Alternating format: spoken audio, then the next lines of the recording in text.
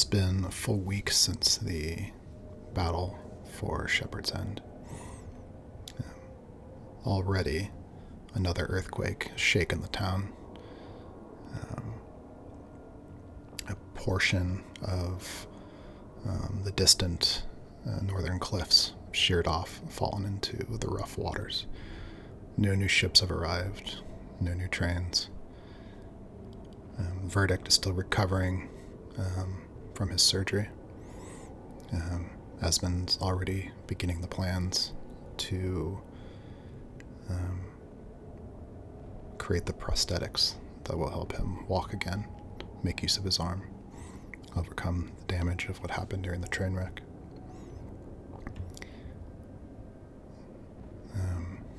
All of your characters are gathered at a campfire. The question has been brought up about the old ruins, what to do about them.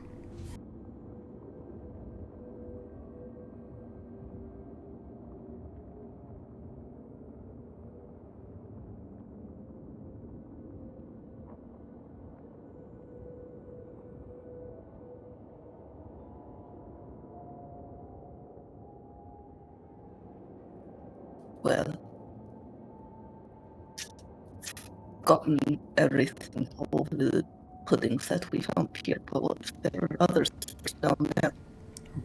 Your voice suddenly has become super crackly and staticky. You were so good, like 5 minutes ago. It might be her noise reduction.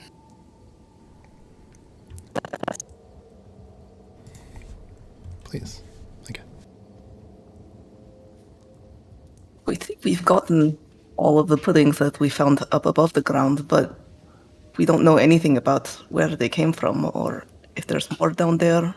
That area is still unsealed, or maybe there's even something worse.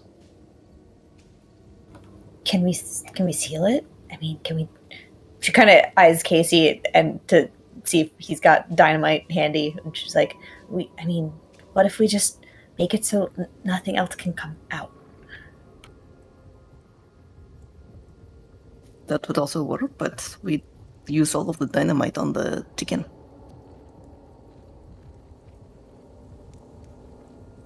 I think one of the main things we ought to do down there is figure out why or what had those things stored away. It's what we didn't know that hurt us so bad. But isn't it too dangerous? I mean, they were so... there's no coming back if they get into you and then you just die. And so is it worth the risk to know? I think it's more worth the risk for us to know than for something to come creeping out of there one time and maybe endanger the entire village again.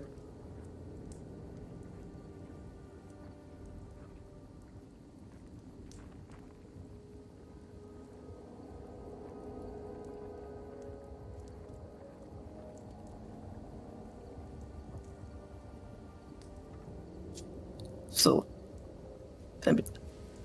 if no one else is willing, I can do it, but I think it is a necessity for us to do at some point. If it's only been a few days, she probably still has her injured arm just wrapped up and braced against herself. Should we... If it's only been a few days, do you think there's any hope for the people that had been down there when all this happened? Is it worth going down and looking? I mean, I didn't see any sign of them when I was there. And she kind of side-eyes Shalatesh. You're still injured, and I mean, you're not going there alone. I don't want to go down there, but I can run even faster now, and I can jump really high and really far, and if you're going to be somewhere dangerous, I can help out. I could bring my rake, just kind of knock him out of the way. She pats Kibeth on the hand and says, I think you are braver than you give yourself credit for. Don't tell anybody.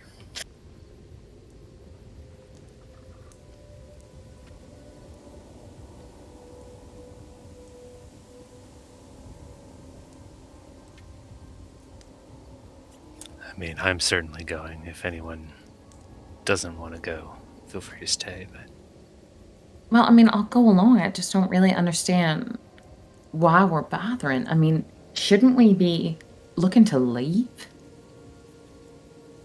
I mean, the verdict want to get out of town. Shouldn't we be, The I don't know, verdict trying to find a way out? Well, the verdict wanted to leave by boat, and that's impossible. But with the puddings taken care of and our back to the sea, I think this is one of the safer places in all of Lux. All right, As long that's as we fair. know That's for fair. certain that nothing else is coming out of those ruins. You're right, yes. No, Shalati is right. That makes a lot of sense. I'll go along with you all. Thank you. Yeah, you're right. It's as safe as we can be. I do think we want to at least check the temple and see if the troubles have hit them as well. That may be another option if this place is unsafe as well. Yeah, I worry about my sisters.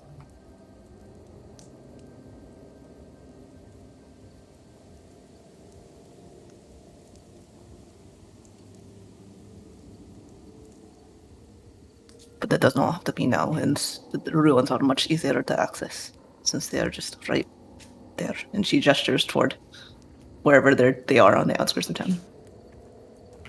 I may have misheard Vatican. Do you plan on going down into them or just blowing the shit up? I mean, I think we're out of blowing this shit up. Ability, got you. If it's okay, I would like to see them since I hadn't before, and I could help if needed, but before I can't ever see them again, I would like to take a look. Well, you know more about religion than any of us, and it looked downright religious where we saw that first sphere hovering over. Oh.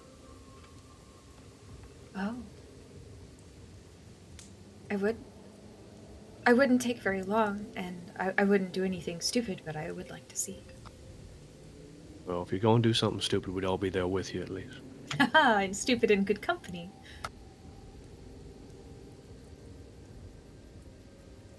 I'm gonna use a rope this time, if that's all right. I have a wonderful rope now.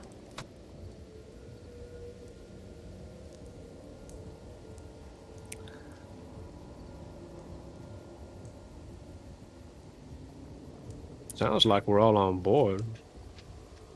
Do we need to leave anybody in town just in case, or do you think if we go in the daytime, it's going to be fine and in and out as quickly as possible?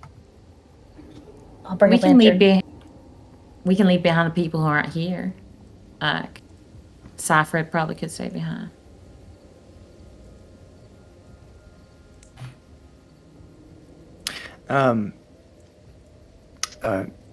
Ava's been probably pretty distracted most of the time, just sort of not paying very much attention, or doesn't seem to be. But when talking about people who are going, she sort of shakes her head. It's like, I have to stay here.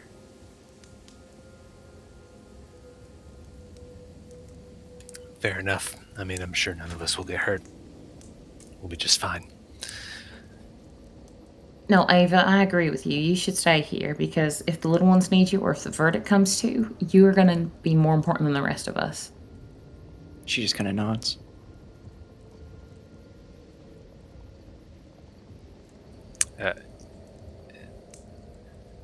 I think everyone in the room would take what Casey said as non-sarcastic. He absolutely meant it. Oh yeah. I that's the way I interpreted it, as his genuine, like, nah, we're gonna be fine. We got this. Even Peach was earnest. She wasn't being like sarcastic to Casey. She was just clarifying.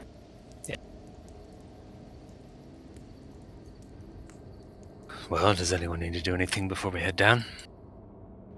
Well, what are we even going up against? I cannot remember how we defeat these things. You will put water on the red ones and ash on the blue ones? Somebody needs to give me killing jellies 101. Wear good boots and squash them under your heel. What if they've already come in contact with something and they're like on fire or electric. Squash them with a heel and say ouch. I think we might Ouch run. part's important.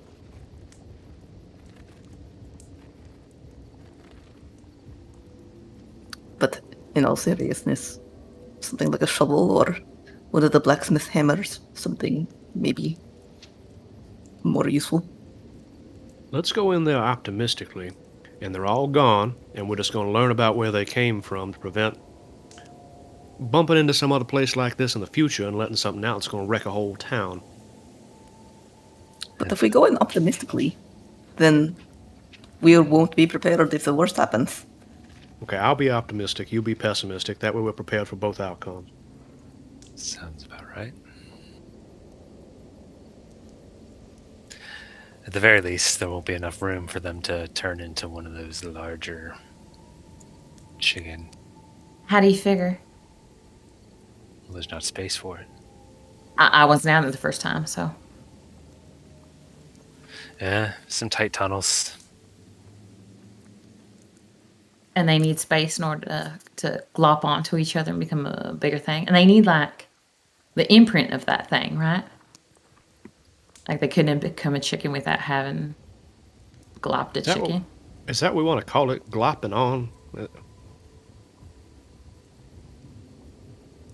Seems to fit. Which makes me uncomfortable. They make me Does it not sound good when put into a song?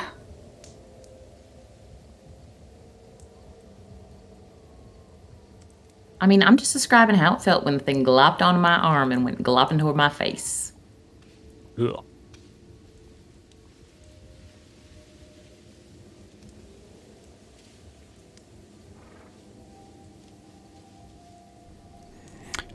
Quick question. Press, was the time that you have to go tonight, is that 8:30 Pacific or 8:30 Eastern? Pacific, so it'll be 11:30 Eastern. Okay.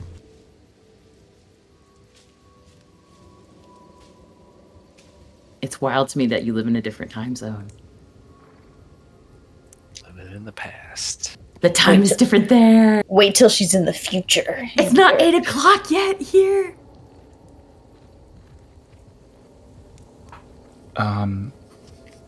Esmond has been sitting, not talking, obviously, sketching in his notebook. He's been drawing out schematics and blueprints for different variations of the clockwork prosthetics that he has been tasked with designing. He finally perks up. I'm probably not gonna go. I should work on this. So that's what I'm gonna do.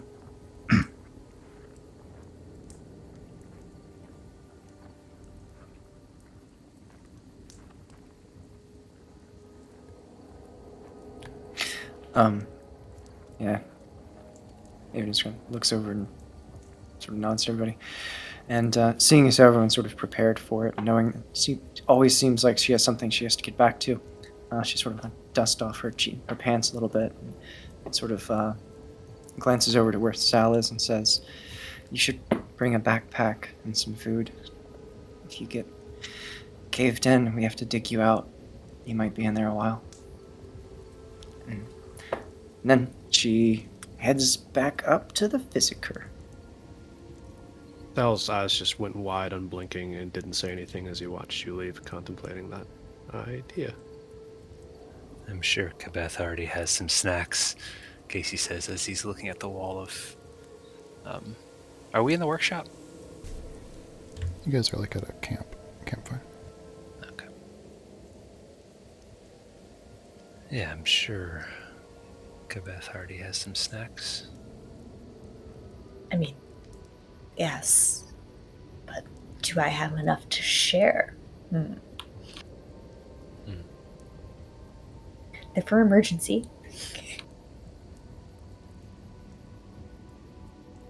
Just going to add that to the checklist of things we're not going to let happen. No more oozes, no more puddings, no cave-ins. I'm writing this down. And no letting me run out of food.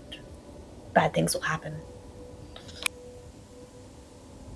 No, seriously, bad things will happen. pauses but writes that too. Yeah, fair enough.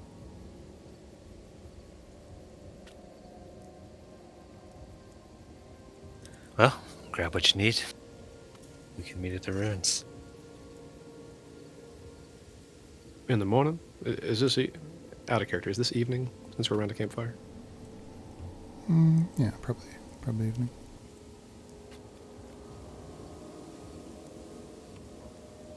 I mean, it's going to be dark underground either way, but if we want to do the morning, it's fine with me.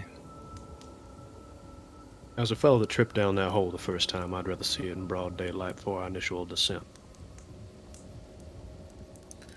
Fair enough. See you guys in the morning.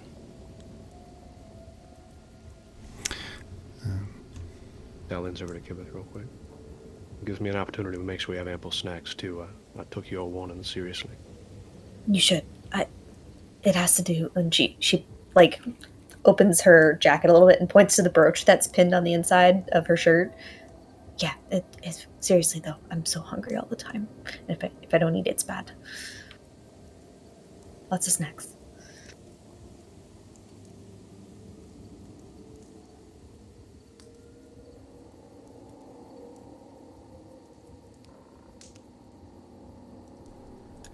Casey leaves after saying that.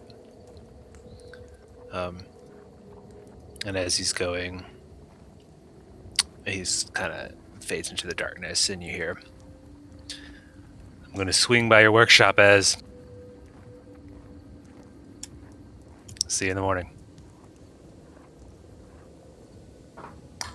See you in the morning.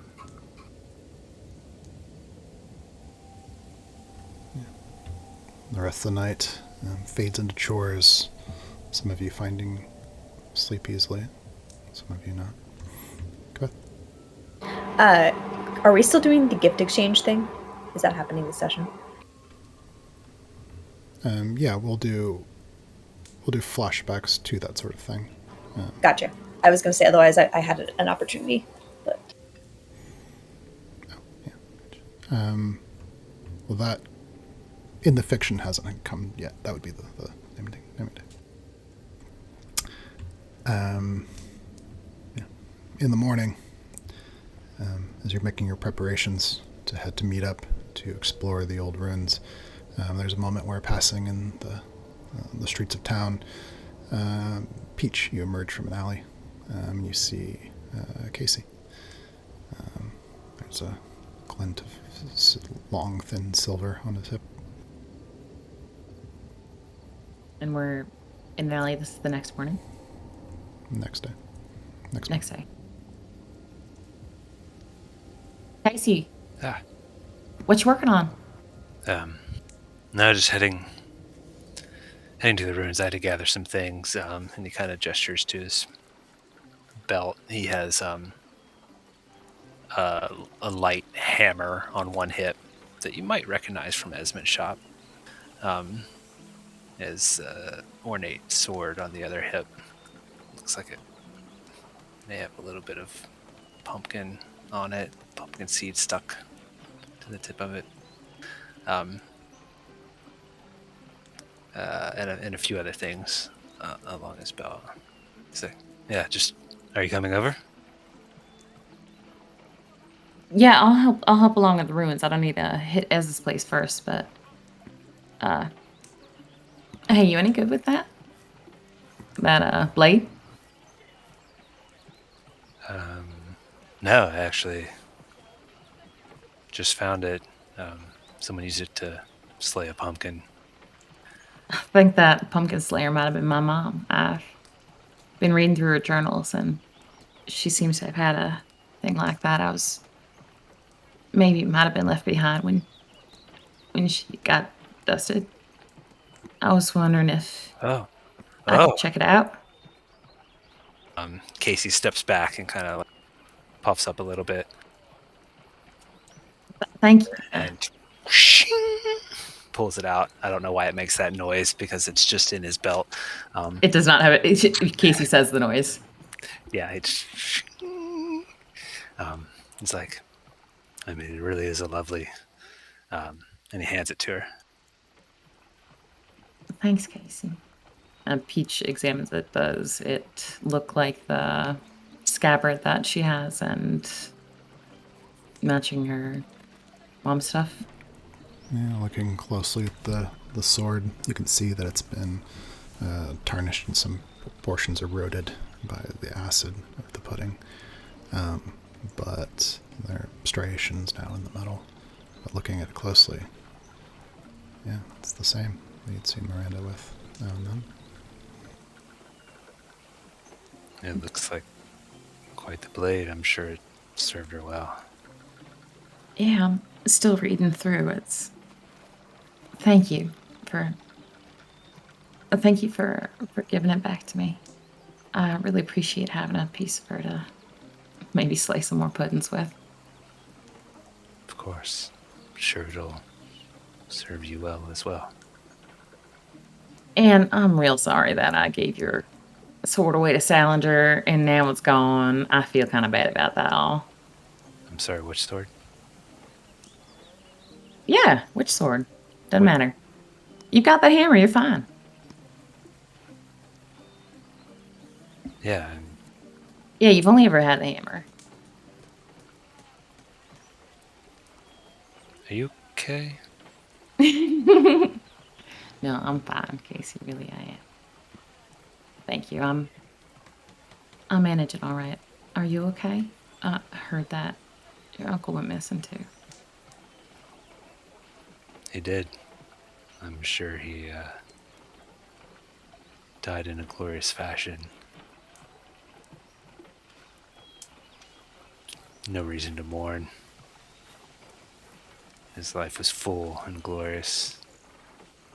You can still be sad that he isn't in your life anymore, though, even if you remember him well.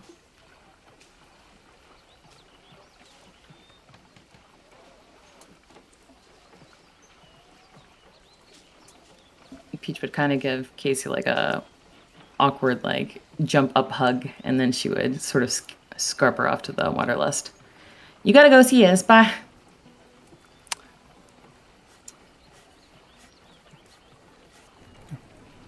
Did you want to have Casey visit Esmond before going to the ruins? No, he went by the shop in the night and took a light hammer.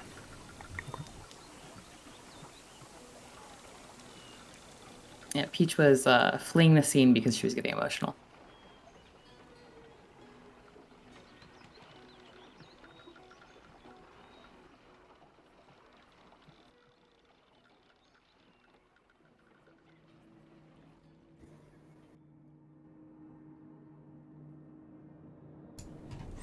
Before too long, all those interested in going have gathered at the mouth of the collapsed ground that leads down into the ruins.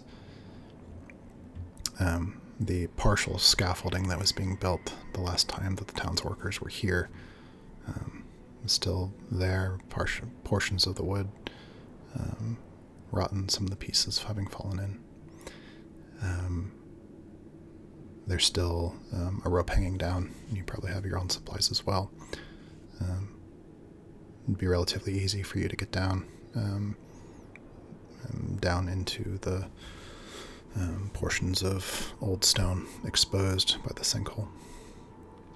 You can see that with an easy glance. You can see old digging equipment, pickaxes and shovel lying down at the bottom, but no signs of the missing workers, no signs of Mayor Wimbledon.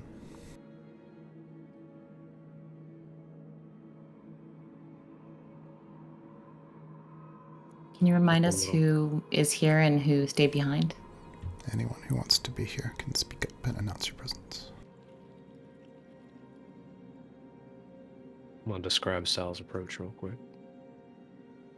He arrives later than everybody else. He's kind of panting and lumbering, and you don't even see his face at first because it just looks like a giant wooden chest is walking its way over towards the edge of the ruins. Stands up, and he's got 2 belts strapped over his shoulders and that big old box strapped to his back that's almost as big as he is, and then sets it down, out of breath. Salinger, we aren't living here.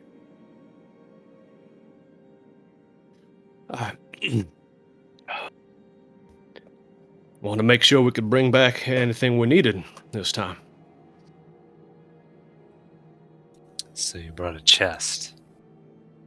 Oh, more than a chest. He opens it up, and he's compartmentalized it into several little boxes and spaces where you could store all kinds of different things of various sizes. Oh, really? More like a closet, really. Well-organized chest.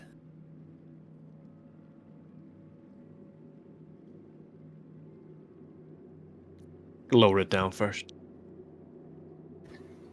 Chris, can we actually all take turns like describing what we're currently wearing? Because I'm sure there's some notable like equipment or things we might have on. Okay. Well, this is just remember though that this is only a week after the battle of the town. This is not after equipment scavenging from the train. That's fine. I had some stuff at home. Yeah, sure.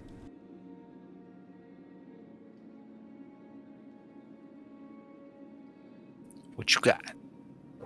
So Kveth has shown up with more of a rough woven shirt than usual. Something looks a little sturdier. She's got a light backpack on instead of her hip pouches, so she's more slim to go through tunnels. And you notice that the backpack's packed, but it's not like super full. In her hand, she's holding a garden rake with metal tines, and strapped to her hip is a warhammer that some of you may have seen once mounted above the fireplace within her family home.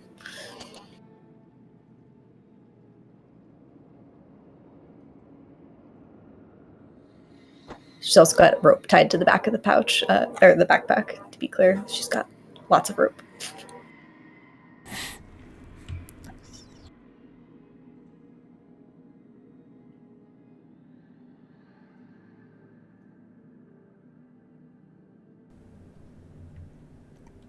Wind blows across the grass. I haven't changed much, but I brought that rope that we took into the caves before. I never gave it back. This rope is incredibly... She's got it slung around her robes. She's ready. Yes. Oh, and she still has her broom, because it's a good weapon.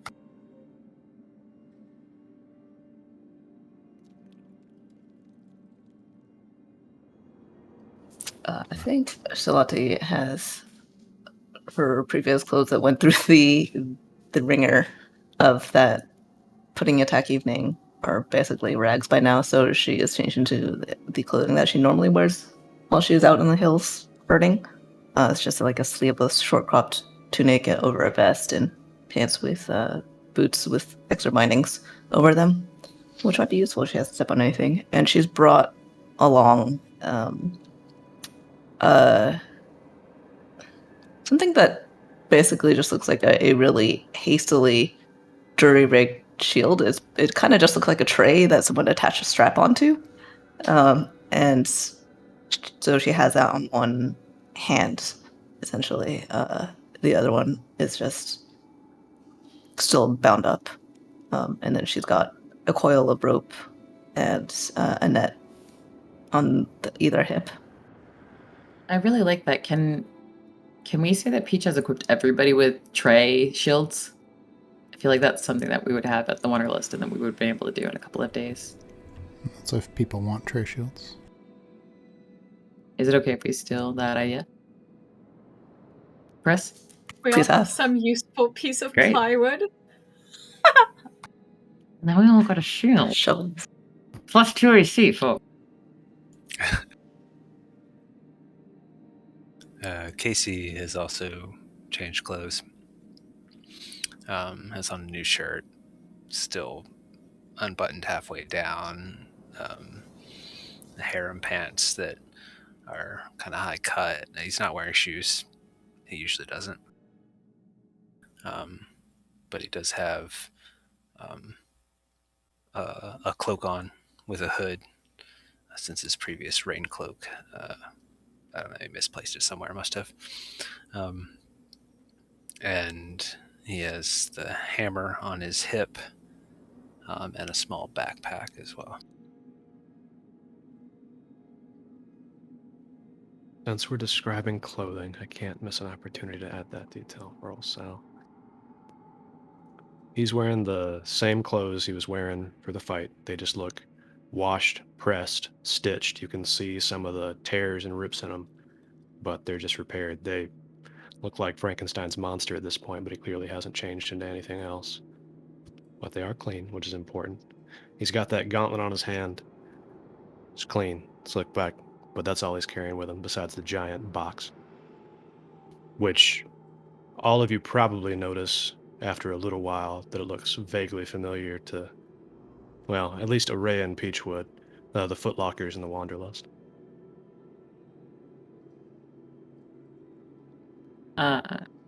Peach's look has changed as well. The Wanderlust was undamaged, so she was able to go through her own closet and her mom's, and she's equipped with a mishmash of things. Her mom's rapier, now in its sheath, the red cloak that she found in the chest in Miranda's office. But over her, leather leggings, she is still wearing a skirt and flat, sensible shoes, but not boots. Peach has tried to prepare herself as best she can, but this girl is a waitress, and with her tray shield, she looks very much like one.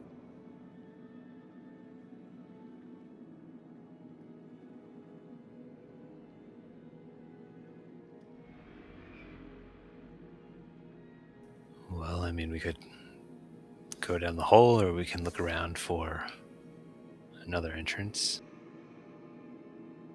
I kind of know the way from down the hole, though. That's smart. The way we know, the safer, right? Is there already a rope or like a rope ladder or something going down into the hole, given that there were people who had been excavating and searching it before they disappeared? Yeah, there's already a rope. It'll be very easy for you guys to get down. Shalatu just starts to move forward and go down the whatever the route is. Before too long, everyone who wants to has descended down into the sinkhole, standing among the overturned ruins exposed by the collapse of the surrounding ground. In the earth and dust and stone here, you can see signs of disturbances and movement. But if you had to guess, it's rained a few times since anyone was here last. Before you, a crooked archway of stone leads into the deep tunnels that descend deeper down into the earth.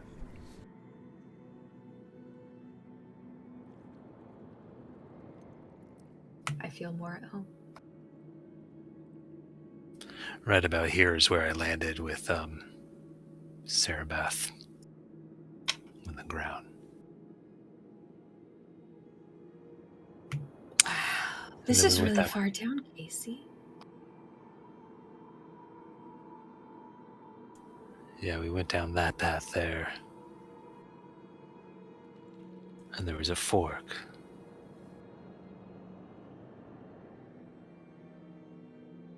Which one had, well, the runes that seemed interesting?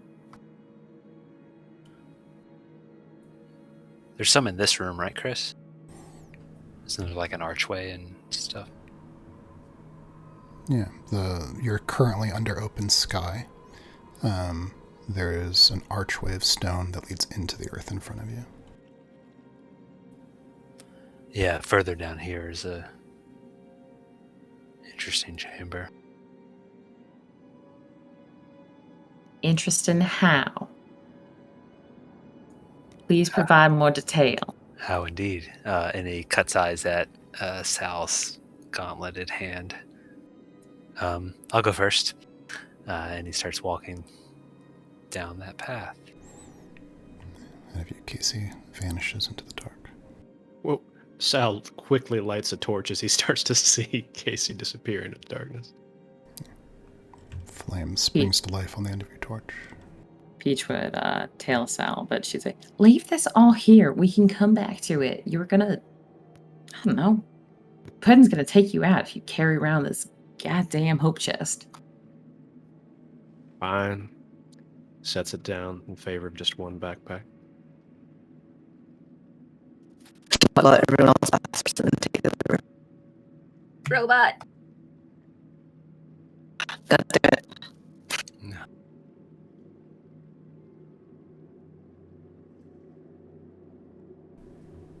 Just canonically, sometimes Charlotte is a robot. It's Esmond's fault. The programming wins through. Am I still robotic? No, it's good now. I will not apologize for scientific advancements. It's Esmond's fault made me laugh so fucking loud.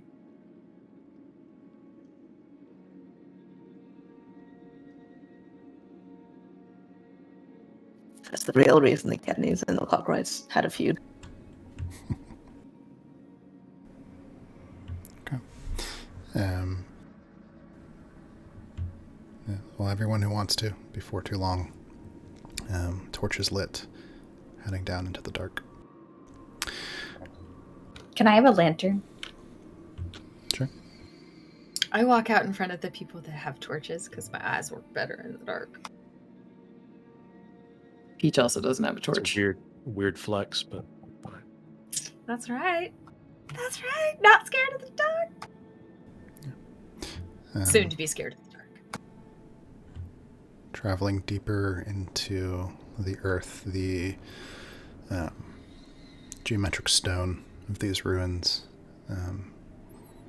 fades into more natural water-carved tunnel. You find yourselves crouching, climbing, stepping in thick sediment and mud. Before too long, you reach the place that maybe your curiosity has been seeking, the place where the suit of armor where Sal had grabbed the gauntlet in fleeing from the tunnels. You can see that there are disturbances in the sediment and mud, scrapes and scratches, where the armor must have been taken. It's gone. Someone's been here. Well, that's less than reassuring. What all was here before? Well, this gauntlet wasn't just by itself, it was part of a whole suit in there. I don't know, I felt something from it. I don't like that it's gone. This isn't the main reason we're here, though. But it does definitely mean someone or something else has been in this area. Shelty is going to crouch down the scrape and the ashes. Like those horses that are made in Shepherdson. God damn it, Esmond. Could not make that out, unfortunately. They look like footprints or blocks, slim trails. Sorry. Footprints or blob trails taking the armor away? You roll survival. We're still doing the 1d20 plus Yeah, pre-character sheet. 1d.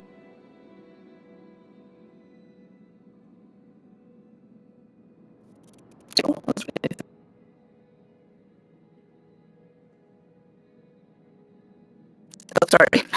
I realized that I'm talking to myself. I can screenshot the roll if you like, or I can reroll. No, screenshot it if it's good. It counts. No, that's fine. Your mic is messed up again, though. Did you say you got a natural 20? I'm gonna put it into the gen chat. It works now. Your But your mic is so crazy. voice is back. Yeah, I don't understand what's going on with that. It might also just be my connection, but I accidentally had talked to myself still on, so that is the roll that I got. It's a 20. Nice. Yeah, you're able to make out the edge of one solid boot print in the mud. She points her chin at it and says, looks like people, at least not monsters or not blob monsters at any rate. It's, I mean, how far did the mayor and the people who were here get in? Who knows? They were milling around here for a while before they disappeared. Could have been one of them took it and put it somewhere else. We did not actually check the camp outside.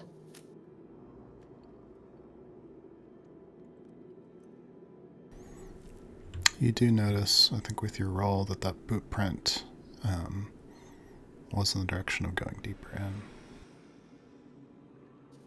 That said, whoever made this appears to have been going inward.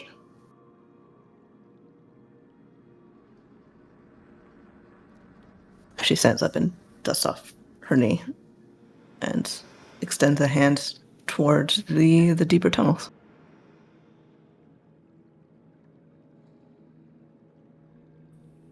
All right. I'll lead the way. You're traveling deeper down into the dark. The sight of the armor left behind you. 15 minutes, 20 minutes maybe. Hard to tell. You hear a low sound. Not sure what it is at first. And then you feel the ground beneath you shift once hard to the left, and you hear a low rumble punctuated with high-pitched cracking sounds echo through the tunnels. It's a minor earth shake, not as bad as the ones that have been a couple days before. A little bit of dust and rocks fall from the ceiling. He turns back to everyone behind him and kind of gives a grin.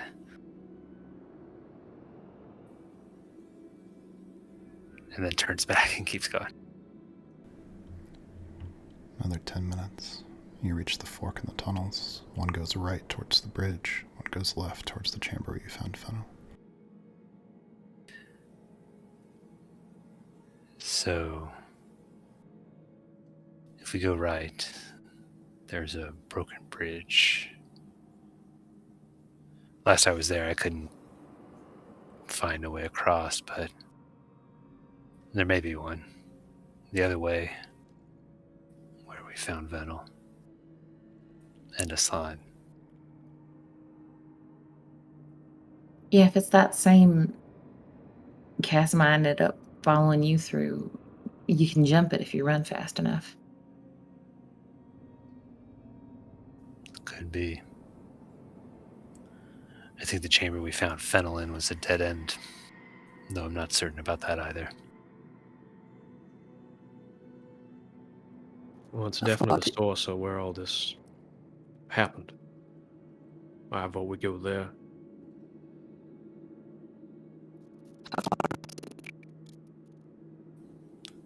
How far to Fennel chamber, Chris? About 10 minutes. It's not far.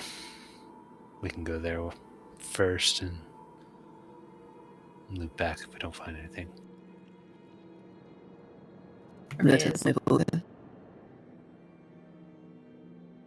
I missed that person. Yeah, me too.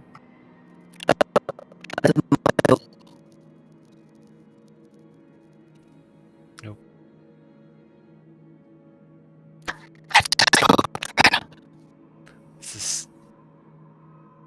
Now we get to watch a woman kill a robot.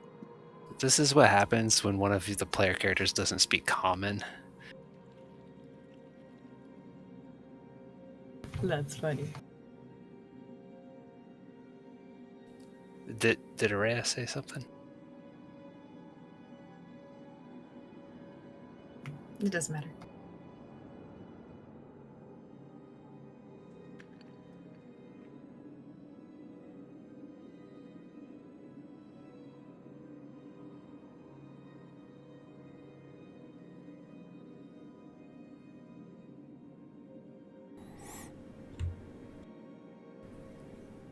I was Whichever you guys waiting. want to go. I was waiting for Shalot to come back, but Yeah, me too. Me too. I think we're planning on going to Fennel's cave first. Unless Shalati had a objection. No, that was her fault.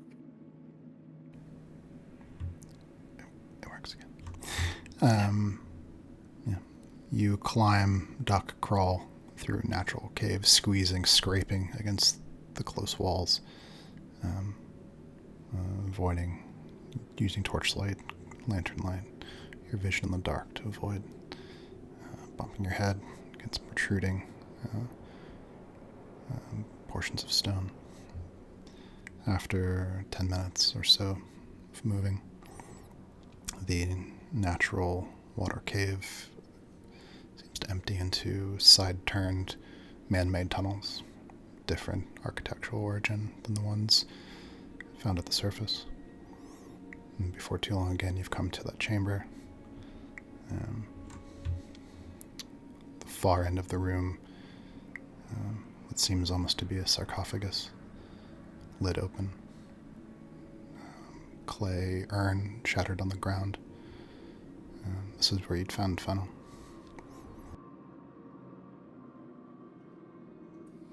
This is the place What place? where we found Fennel.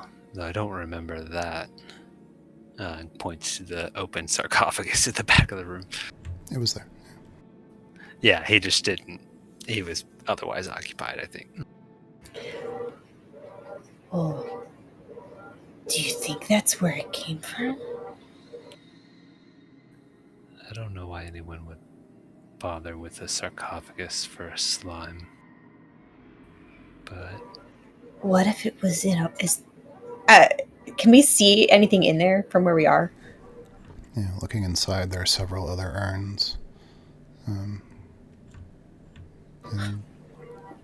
Wait, I'm confused. So it's not a sarcophagus like a coffin, it's... yeah, inside it are several other small urns, like the one shattered on the ground outside of it. Oh, sorry. I heard about the urn, but I didn't realize that there was urns inside the sarcophagus. Okay. Well, I'm just now telling you that. Got it. I was ready for a body, and then you said urns, and I was like, wait, is the sarcophagus a small box? Big box? it's Mr. Earns. He was a local nuclear power plant owner.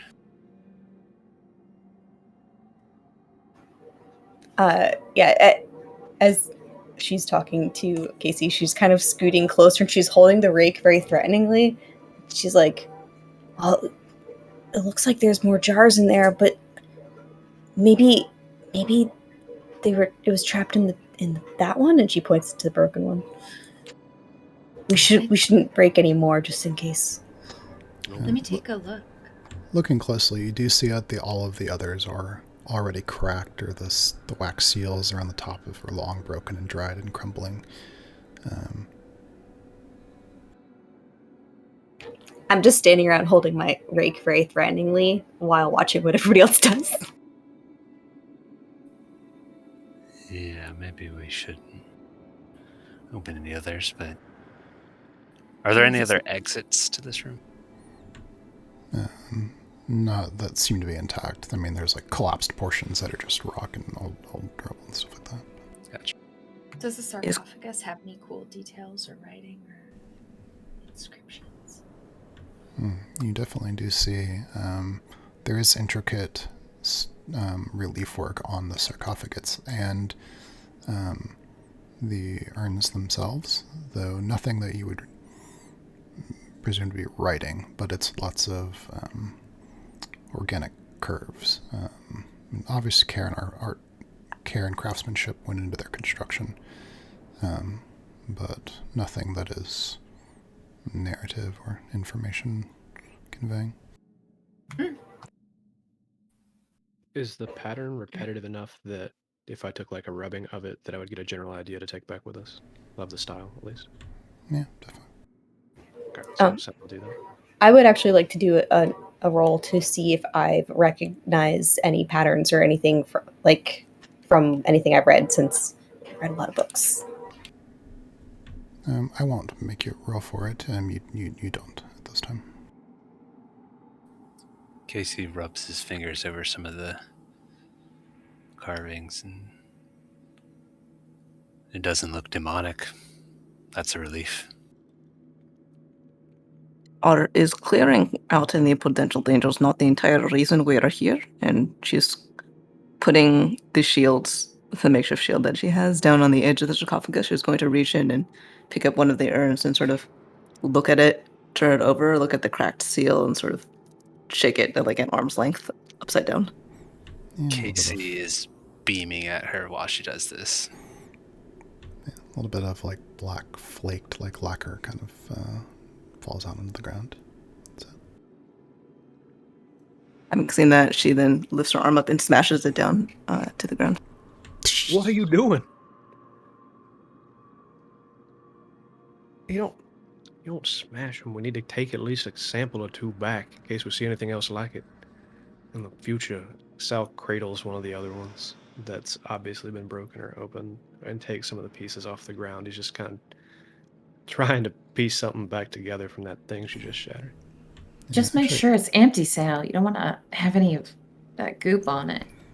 Salinger, why don't we have you actually make an investigation roll with advantage?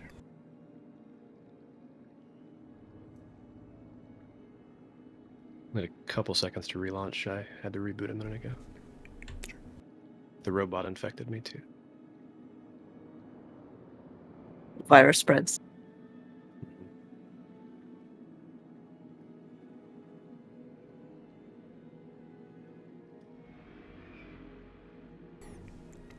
Yeah. While you're looking at that, Aria, yeah, as you're examining the reliefs and etchings, you this isn't like anything that you've seen before. That kind of comforts her, but also she's disappointed. Ended up with a 17 with advantage. Okay, yeah. You, as you're crouching down, picking up a little piece of potsherd, you find a piece of chalk, or a piece of charcoal. Cut, shaped to be a relative rectangle, broken on one end. You also look and see that a portion of the edge of one of the pots has been scraped off in an angle that looks intentional and also much more recent than what seems to be maybe the natural damage to a lot of the other things here. You conclude pretty easily somebody else has been here studying this place. Given that, he picks up the pieces. See if there's any other boot prints around here. Somebody's been here between the moment with Fennel and us coming back down. As you think about that, you're not really sure that's true. This could have been before that. Oh. Or we missed something during the panic when we were here before. Yeah, we were a little busy at the time. All right, nobody move for a minute. I'll try and check.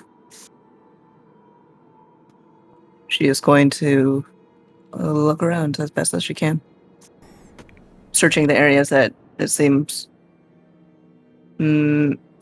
Probably the area where people came in might just be too mixed up, but yeah, she's just gonna search.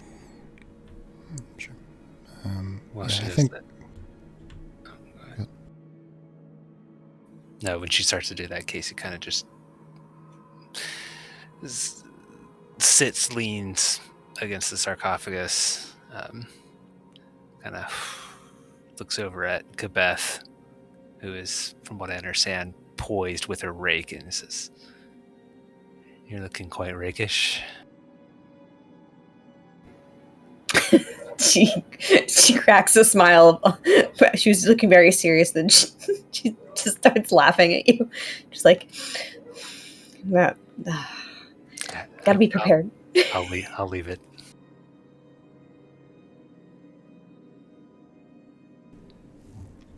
Give me a perception roll.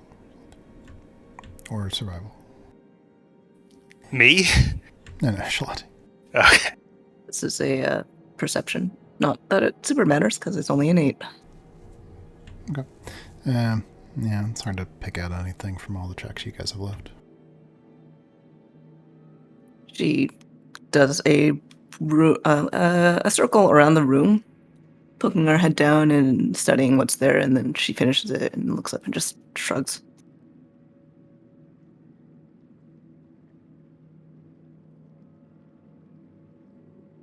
Oh well.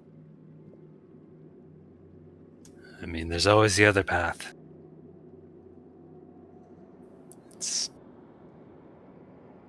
She is going to real quick reach into the sarcophagus and turn everything upside down to shake it before putting them back. She does not break them, but she does make sure they're Sal empty. is like hovering around you as you're doing it, holding hands under each urn. Yeah, Casey's leaning against the sarcophagus, like turned to watch her do this.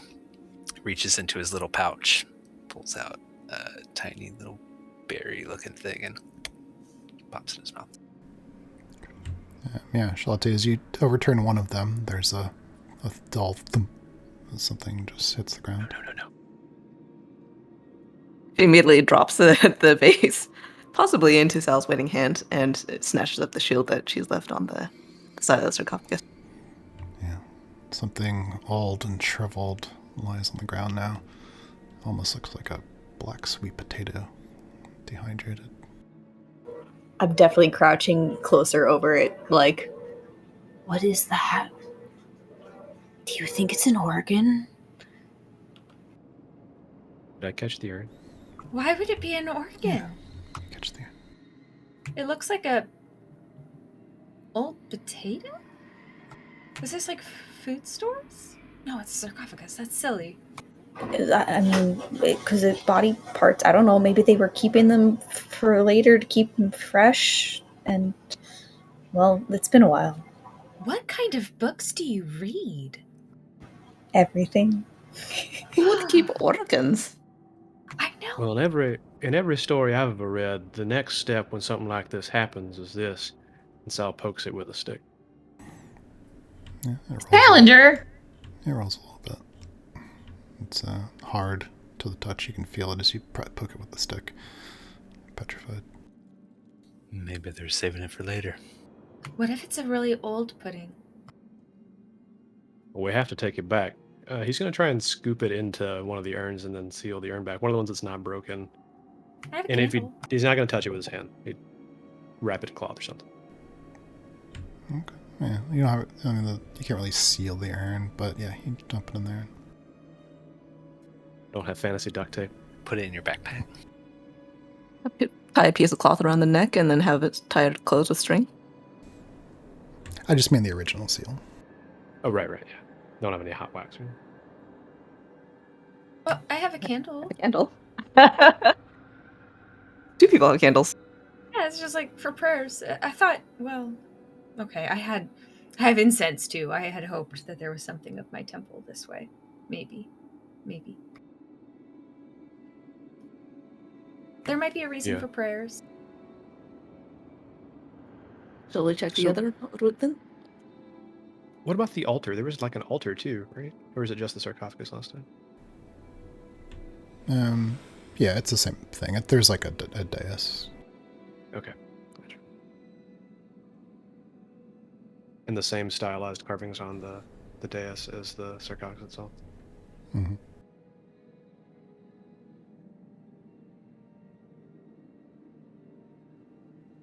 Well, we have successfully broken at least 2 ancient bits of history and found a shriveled potato. And for us to look for more ancient history to break? She smiles kind of wryly at Sal. There's an altar? Yeah, Sal, that I'm sorry. thing.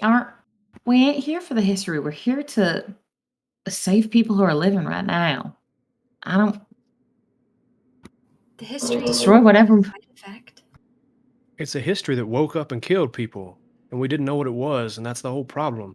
If we'd realized what those puddings were going to do before we'd come out of this place, there wouldn't have been one inside of Fennel, and he wouldn't have shook to death while I held down his legs, and they wouldn't have massacred everybody in our town. It's not just about the history. I think Esmond would agree that knowing is half the battle, right? All right, I guess I'm wrong. Yeah, we gotta figure out what was here in order to help people. Somebody else was here. That's the thing that sticks in my craw. Sorry I snapped.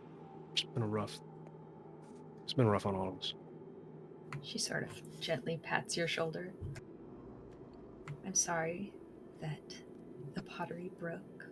I bet you if we look, there might be something even more interesting and important and valuable and worth it. These were beautiful, but these were kind of desiccated.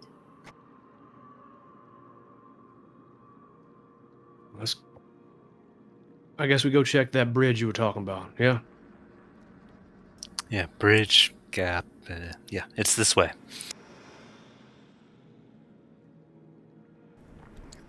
So leaving this chamber, you make your way back towards the fork in the road.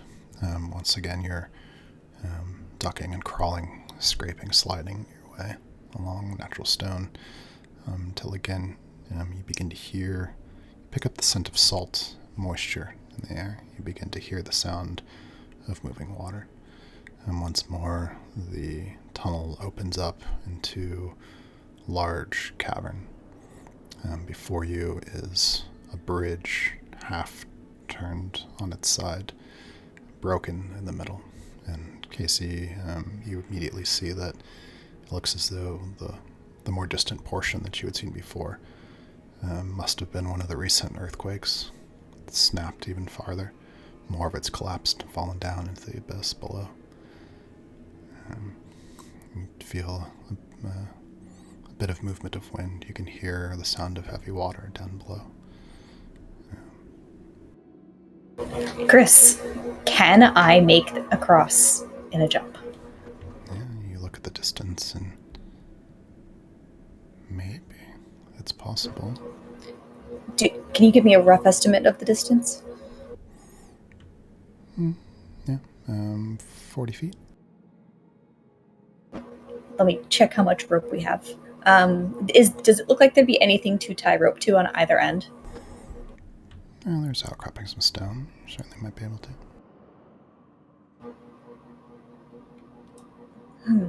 Well, this is a bit of a dilemma.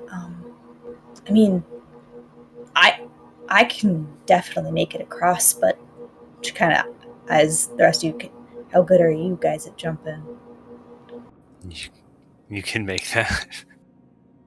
Yeah, Not that good. I've been How far is it? enhanced a bit. It's got to be at least 40 feet. I think I could jump that.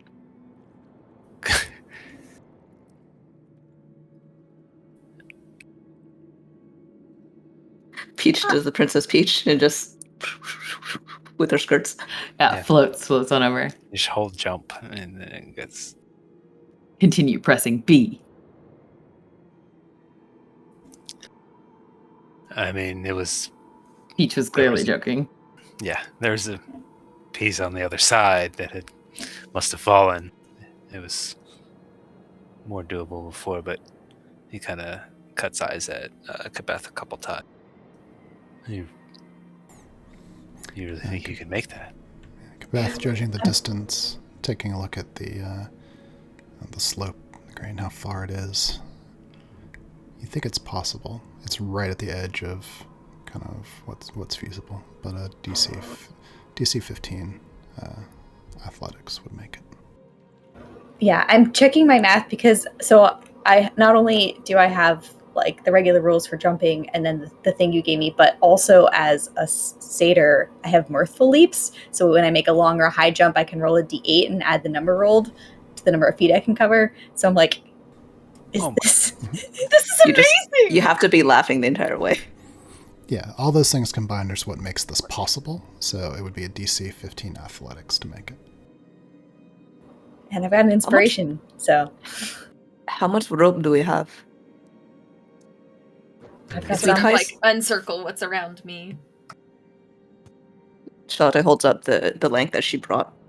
So we've got about 100 feet between these two. If we tie them together, tie some around you, then at least if you don't make it, it will hurt when you slam into the other side. But Can we see like to the bottom? Like, is there, or is it like a bottomless pit kind of situation? Looking down, you hear the sound of water, but you can't see it. Casey snaps his fingers and says a low word in Infernal? And a ball of fire appears in his hand. And he goes over to the edge and drops it down. Yeah, you lights in your hand flame as you speak the infernal word that echoes amongst the stone. As you, for just a moment, there's a change in the current of the air. It changes direction. And seems to almost relax again. You walk to the edge, drop it. See the little light disappear down to the depths. By the time you start to see rough currents of water and stone, you'd estimate 150 feet down.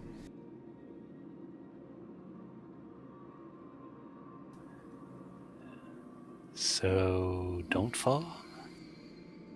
Please don't fall. I mean, I think we should not give me 100 feet of rope. I think that's 100 feet to fall if I don't make it. If you do make it, then there won't be enough to tie across. Why? I think the idea 50 is feet over 40 feet? That's 10 feet is barely enough to wrap around.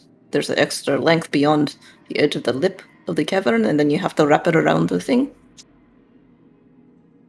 Sorry, I thought we had 100 feet of rope between us. We only have 50 feet. No, I'm saying there's two have lengths of 100. rope. So it's 50 feet, so it's 100.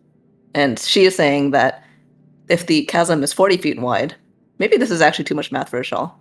Well, but it's like you need some rope to tie it onto. If you don't Yeah. want to fall, we could wrap it around you like a harness, and then So Yeah. we just need enough rope for me to get across with a little extra slack for tying around me and for you guys to hold on to collectively, and then we can tie more rope on once I'm on the other side if we need more length to that's true. We could reach tie something. some on our side too. Yeah. Yeah, That's fair. just don't give me all of the slacks, you know? Maybe have it coiled at your feet, and then you can let more slack if I'm falling, but Are you Yeah. sure this is worth the risk? Kibith, No. you don't have to. We found some things. but she can make it. To be Maybe. fair. But I can make it. She could also be caught on the edge of that rope and go slap against the side of that rock and go plunk down to that endless depth of water. Not if you're holding on to the other side of the rope, then you pull me back up, and then I'll be fine. It'll be fine. Exactly. Hold on a She'll be second. fine. He takes something that's like a string and then flings it out so that it slings back towards him and hits into his chest. That is what happens when you catch rope as you're flying out forward. I know.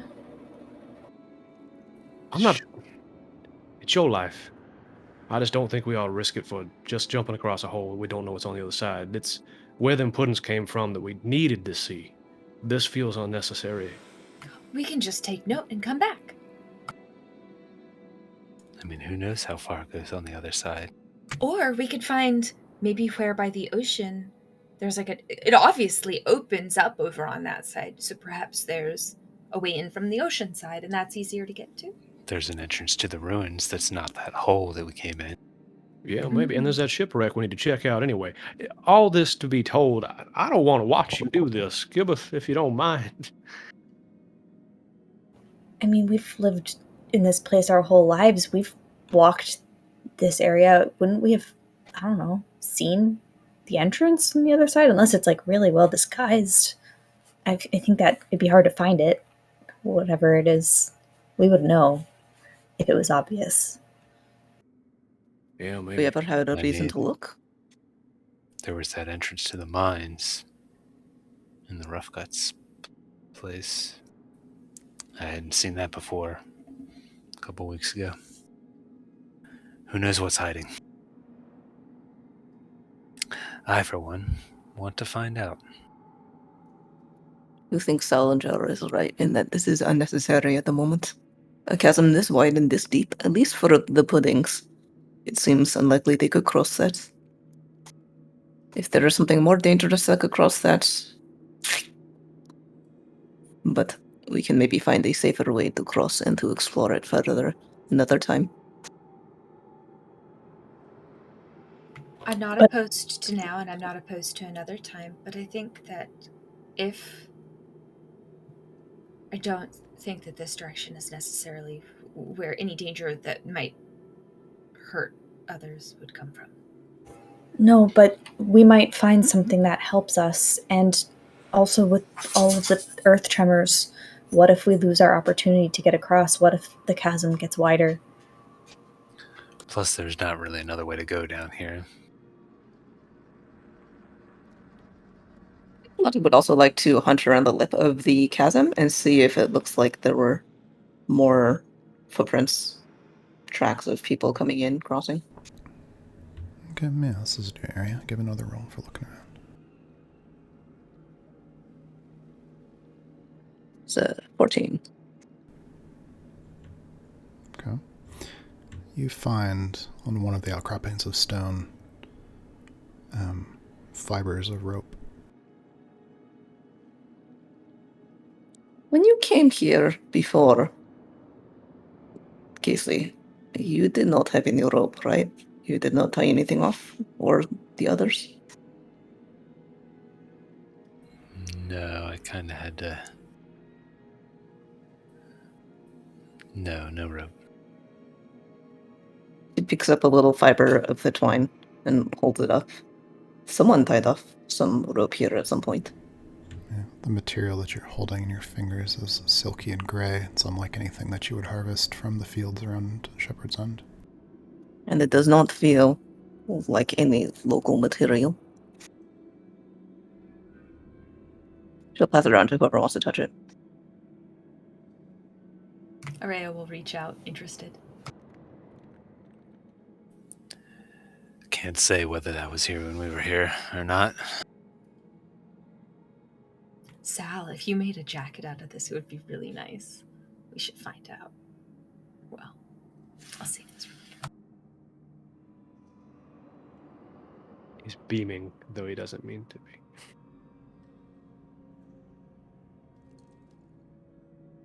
I mean, that just makes me want to get across all the more.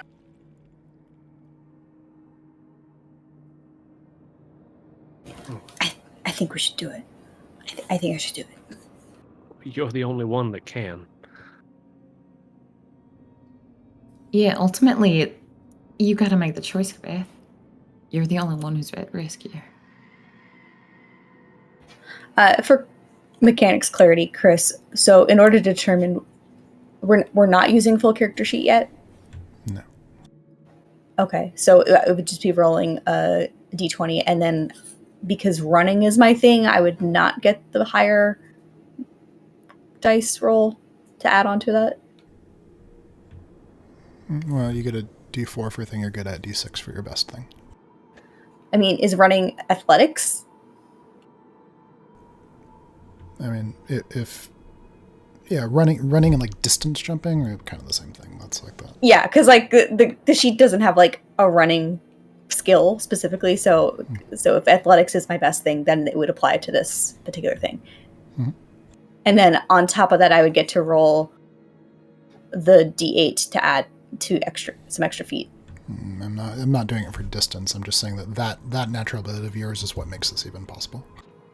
Got it. You just want to roll more. I do just want to roll more. You only get that roll if you also click your heels in the height of the jump. That's how it makes it mirthful. Click your hooves. Definitely. Or a little woohoo!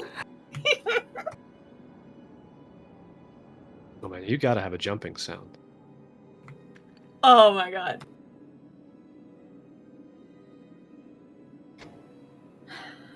The choice is yours. I have an inspiration. I feel like I should try it. 100%. All right, Araya will fiddle with the rope that we do tie around you. let's get the rope ready. Yeah, 10 knots and over, under, around the tree. Squirrel goes around the tree. It goes in the hole. I think Shalate is probably amazing at knots, given her. Oh my god, please childhood of take being a over fisher. for her. Yeah, Please take over. I think she'll direct it though. Or wait, okay. no, there's that. There's apparently some kind of way to tie a knot in like 2 seconds, just sort of dropping things together and swinging it around that I saw on YouTube. Just imagine she does that. Oh, I watched that video too. I would honestly hand it over to you because Araya is just concerned for Kabeth's safety. That's why she's fiddling. Okay. So you guys are tying ropes, and are you tying one around Kabeth's waist, or? Yeah, one around my waist, and like she'll kind of like make. It's not just like a single like rope knotted around her midsection, because I know from experience how horrible it is to have that go taut. You and I were in the same ropes class in high school. I know. We know how to make a different. I have a different story about that. Midsection plus rope equals terrible when it's under tension. Yeah, so she's going to kind of make like a rope harness around her legs and waist and tie that in a way that makes sense. And then she is going to make sure that there's enough slack to cover what she thinks the distance is, plus like maybe extra 10 to 15 feet, and then make sure there's enough for all of her friends to collectively hold. She looks at Salad. If you guys tie your ropes together, you have like 100 feet, right? It's not funny. Yeah, she's not going to let them have the whole slack. They're going to be holding on at like 50 to 60 feet. That's fine. So your perilous drop is only so far. Yeah, no, we don't want me to risk dropping that. Like, I do not want to drop 100 feet. And then she'll look at Sal and say, "I'm glad you're here." He's obviously the anchor. I mean, we could tie the other end of the rope to a rock as well I mean, as a backstop. Like well, if we guess wrong in distance, we don't. Oh, I want for you to be able to let go so that I can make it across. You don't want to stop me short, you know?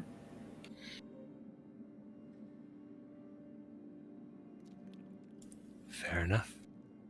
Just don't drop it on accidentally. only on purpose. Only on purpose. But not... you know what I mean. Ominous music plays in the background.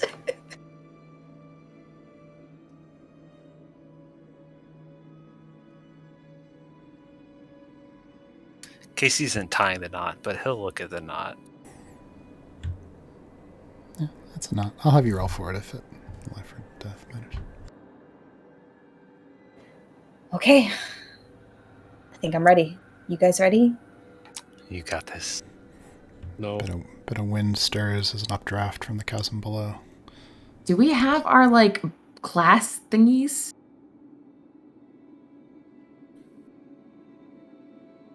I believe in you, Kabeth. It means nothing now, but I do believe in you. Thanks, Peach. I believe in you, too. Is it D20 plus a 6 for my best skill? Mm-hmm. Let's do this.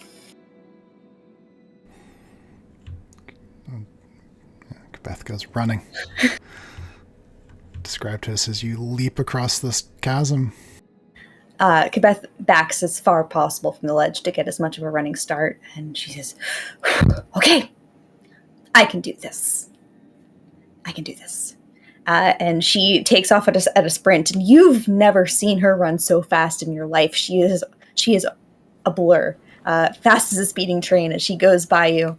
And with a gentle ease, she flies off the edge of the cliff. And you hear her in there going, and her heels click together, and she soars across and lands on the other side with a gentle crouch and stands up and throws her arms in the air and says, "Yeah, I did it! You guys, I did it! Like a ribbon, the slack rope flails out behind her and lands on the other side. She made it. Okay. Now, I'll find somewhere to secure this, and then anybody who wants to shimmy across can shimmy across. Oh, and also to be clear, I took the rake with me. Sounds good. That was incredible. So I can open my eyes now. Yeah, yeah. My hands are like sweaty on the rope. I'm like, oh god. Salander, you missed me doing the most amazing thing ever! Well, and now you'll be able to do more now, so that's wonderful that you made it to the other side. Yeah. Now we all get to go across the rope. What? Oh, I'll just take care of them. No, you first. Fair enough. I won't make you roll just yet, but let me have you each describe your characters shimmying across this rope to get to the other side. Yeah, Casey comes up first. I really want to tightrope walk across this.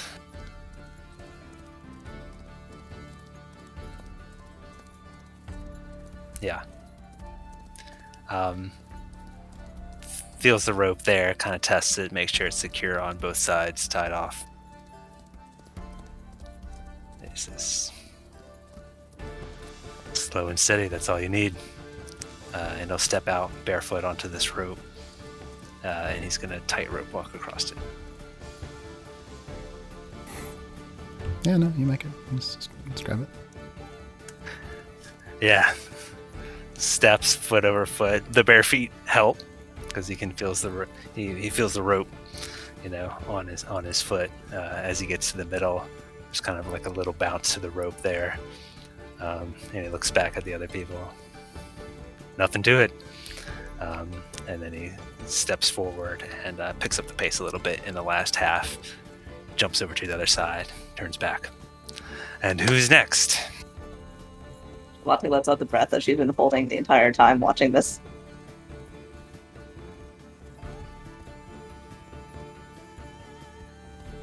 I mean, can you all remind me why we are all crossing this?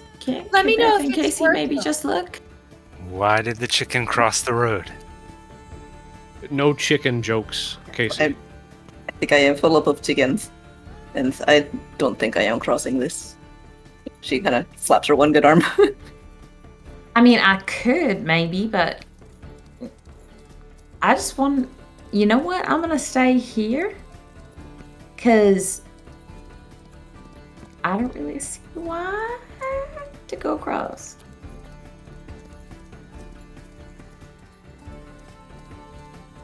Fair enough. Sal? Araya? Okay, only because I'm really curious. And so she grabs the rope and Yes. with leg over and arm, she inchworms the most cowardly approach to crossing this rope that you have, honest to goodness, ever seen. And yeah. She Girl, the most cowardly approach. I even belt myself onto the rope. I'm like, oh god. Pauses in the middle, looks down, kind of keeps going. Lottie watching this says to nobody in particular, if we have 2 ropes and we're only using 1 right now, is there a reason that we haven't tied 2 ropes so that it's easier to get across? I think it would take 2 ropes to hold me. I think it's probably just smarter for your own safety for half of us to stay behind to ensure the rope stays attached while you check out what's going on. So this is for no amount of fear, but rather your own Just for clear, in order to have enough slack on both sides to tie it off and hold and stuff like that, you did have to already tie both ropes together, so you are using both ropes. Oh, okay. I mean, we had how many though? I had 1. I'm assuming you only had 100 feet because that was mentioned before. Like, if you have more than that, then you can do whatever you want. I can't remember how many comes in a single bundle, but I had a bundle. 50 feet. No one else, really? There's only 3 people got and brought ropes. I mean, I didn't realize we were gonna need to be crossing chasms. I left my shit at the Wanderlust. You don't need it. You can come across this one. You all tell me what's over there, and if you need my help, I will. For now, I'll stay over here with Shalati and Sal. There's a lot of rocks. We have rocks over here. So far, there's lots of rocks. And dirt. I think you should really just go on ahead and find whatever you can. So just don't go too far. Okay. Don't go Don't too far break by anything. Araya's judgment, not by Casey's judgment. Okay. Does Araya have a weapon or anything with her? I have a broom. Excellent. Great. I was going to give you my rig, but a broom is just as good, if not better. It's like slung over her like a staff. It's like it's just like hometown adventure vibes for real. We'll be back then. He waves to those on the other side.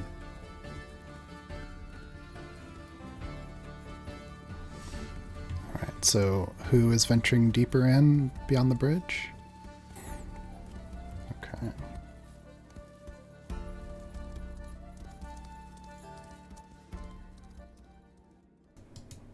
All right, Casey, Kabeth, Araya. You see them vanish from the edge of the cliff. You can tell just the lantern light in their silhouettes are there before you across the way. Before too long, they seems as though they've vanished through another crooked archway, deeper into the earth. Back in Shepherd's End, Ava, Esmond, what are you guys up to?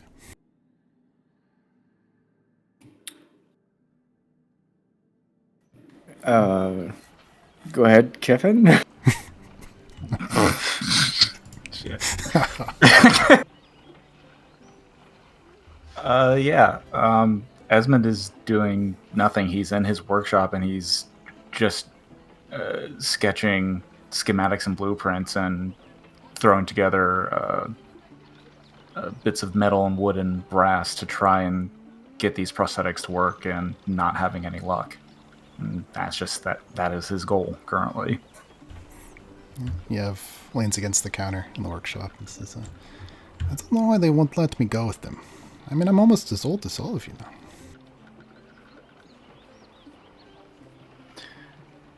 If you almost died a week ago, I don't think Shalati's gonna let you go anywhere. Kind of looks down at the bandages. I guess it's true. I wish there was something more to do. What do you think Ava's doing?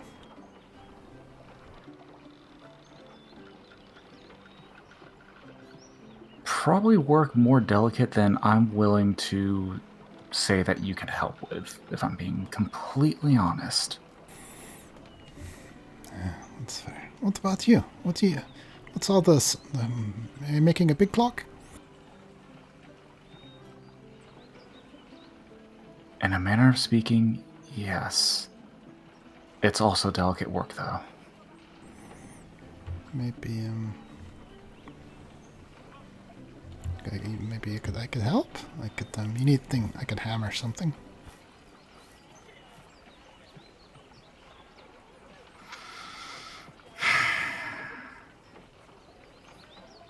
Okay.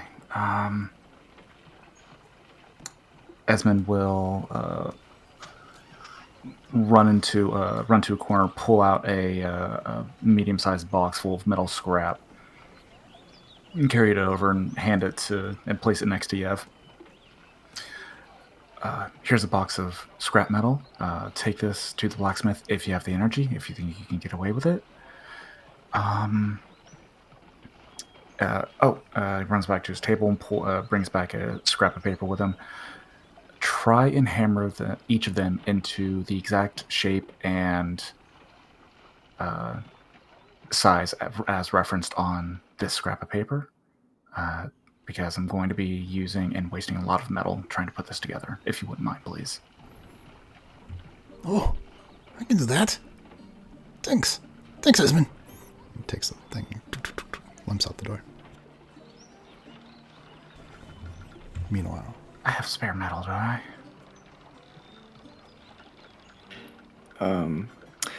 Okay, I'll try to incorporate this so that this was going to be part of the flash, so let's do it now. In the days immediately after, the injured were sort of there, sort of streaming in, but after a shorter period of time than you might think, the town sort of seems to settle down, and there aren't as many people in the Physicker's office coming and going.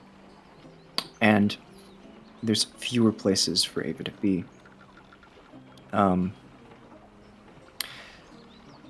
She's using some of the time that she has.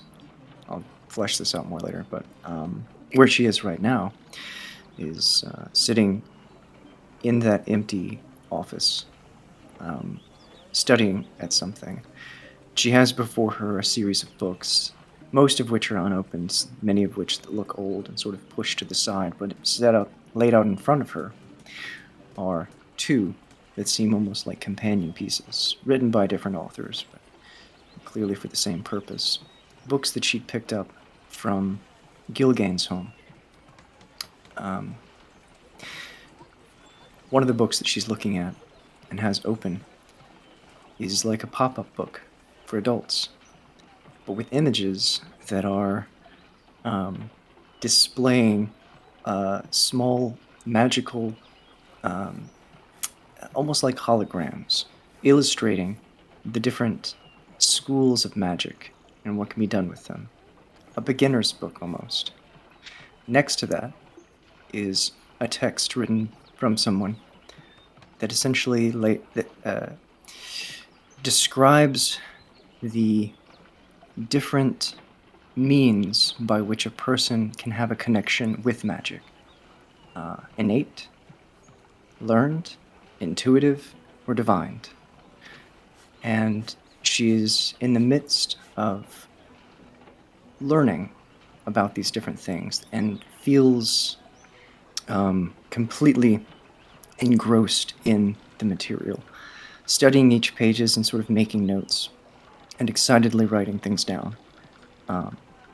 The rest of the world seems a little bit muted, and her attention is hyper-focused on the material she has before her.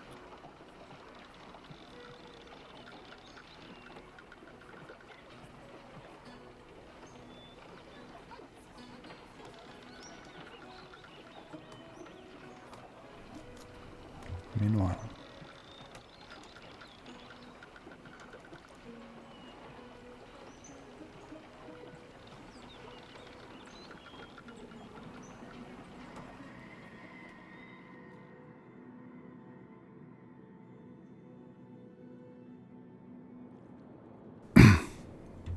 whatever place this is half turned on its side.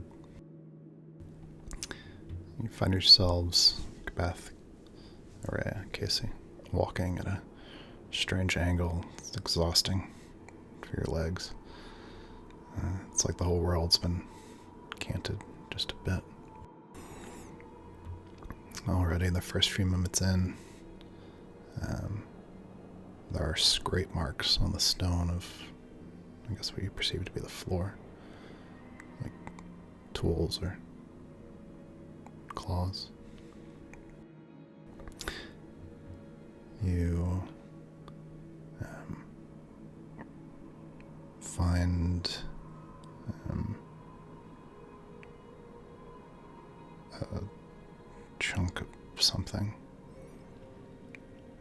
bit of about the size of your hand, carapace, iridescent, still wet, internal juices, some sort of insect. Looks like something took a bite out of it. Dropped the crunchy bits on the ground. How big of a bite?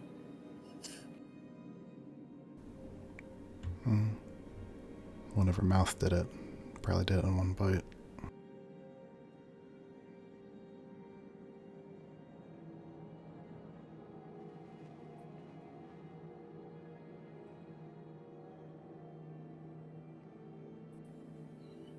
Looks like there might be something nasty down here. Maybe I should have my hammer instead of the rake. Maybe I should have both. I think if we go... Oh, well, I mean, I could go ahead quietly and I'll walk at this pace and you walk at this pace, but behind me, and then I could sneak ahead and no one notice me. I'd rather us stick together. Yeah. I mean, that would be good, but for you to warn us, but then there's you, and I don't want you to get hurt. Well, it has to see me to hurt me. All we know is that some things can't see you. We don't know if everything can't see you. Right. No, that's... Yeah. And something could smell me instead.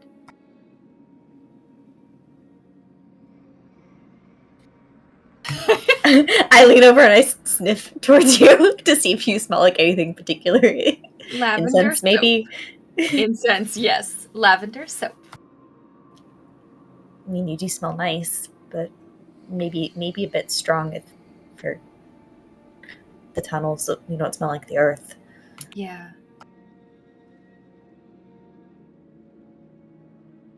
You're thinking to turn invisible again? Yeah, well... Yes. Very certain. Yeah. Yes.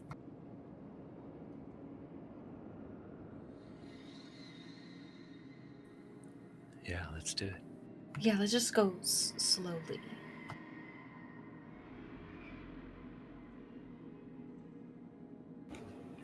I raise my rake. Okay. Casey, you want to go first?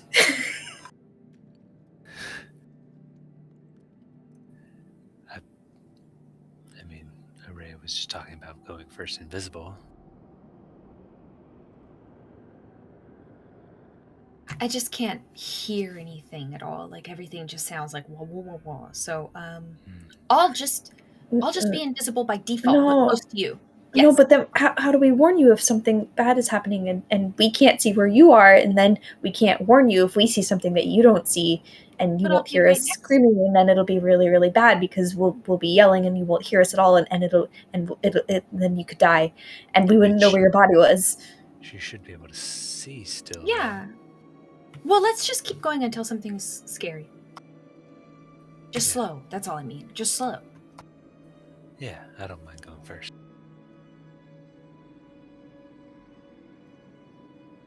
Casey will pull the hammer off of his belt, kind of crouch down low, raise an eyebrow at the two of them, and say,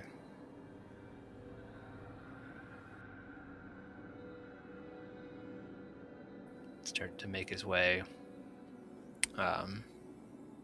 deeper in.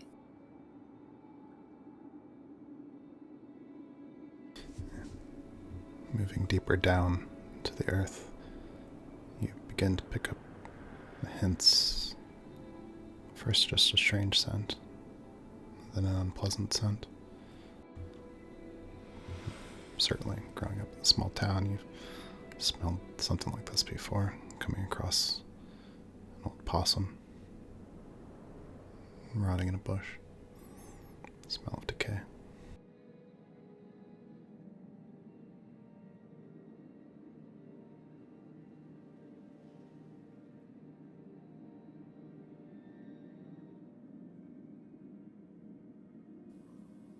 Still don't see anything though. Not yet. These chambers and old tunnels, definitely man-made. Hard angles. Still wind deeper down. Well, I don't think we have to worry about them smelling you, Urea. No, I don't think so.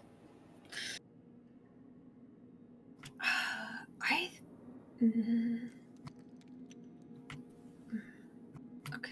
if you think we should still go. Where dead things are lying doesn't seem like a great idea to keep going forward. Oh, but we're trying to help people. No, you're right. Okay. We should at least see what's causing the smell.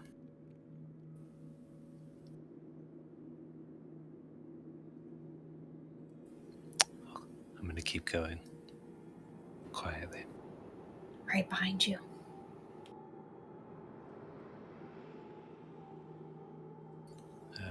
Yeah, I'll keep going. You begin to make your way down some crooked steps, using the walls to brace yourself. Find more scrapes in the stone. And then as you begin to come around a bend, you see, for you, probably just hues of red against gray, black. Smears what seem to be blood. Crumpled body, or some parts of it at least remaining. You see blood-soaked fabric. Really nice shoes.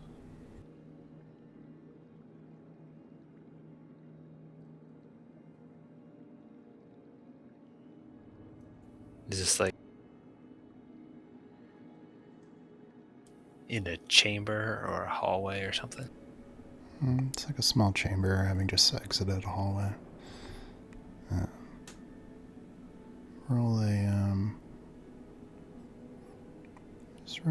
Give me a roll for how good Case's memory is. Memory.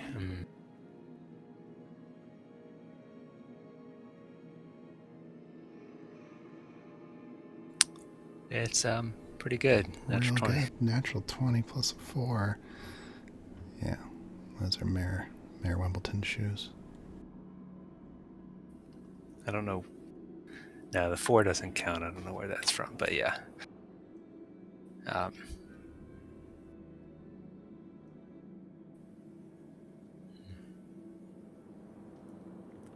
Looks like the mayor. Slimes didn't get him. Something else did. Oh, that's not good. This is terrible. Is this kind of like a dead end? And This place, whatever it is, used to have lots of passages, chambers going all different directions, stairwells that wound up and down, but so much damage has happened from the earth shakes or whatever buried this place that you're picking your way through places you can maneuver to find a way deeper down. And so far, it's led you here.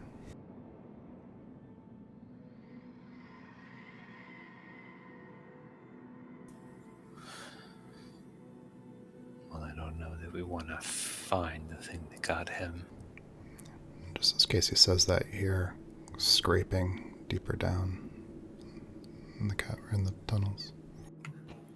I agree. Yeah, I think it's time to go. I think we found enough. We got news to bring back. Let's go. Grabbing the mayor. no. And he starts to move swiftly down to the mayor's body. And I want to scoop him up, bring him back. Roll stealth, please.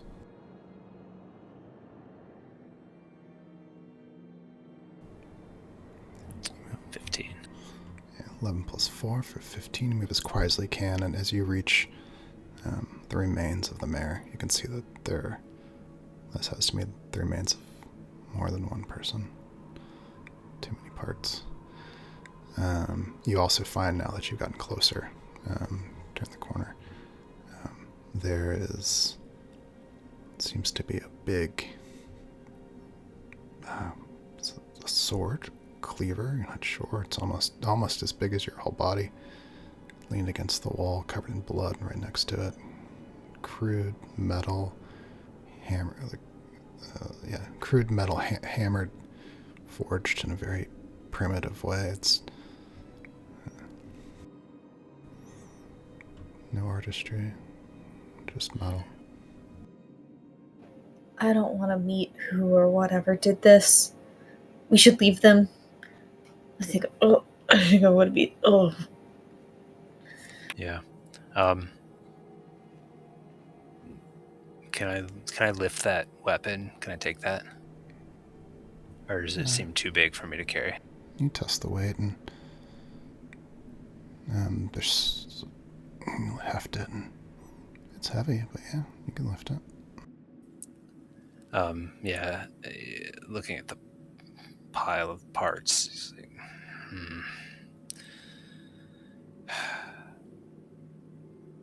Rust well, he says to the viscera, and then nips over to the sword and hefts it off the wall. He's like, let's go.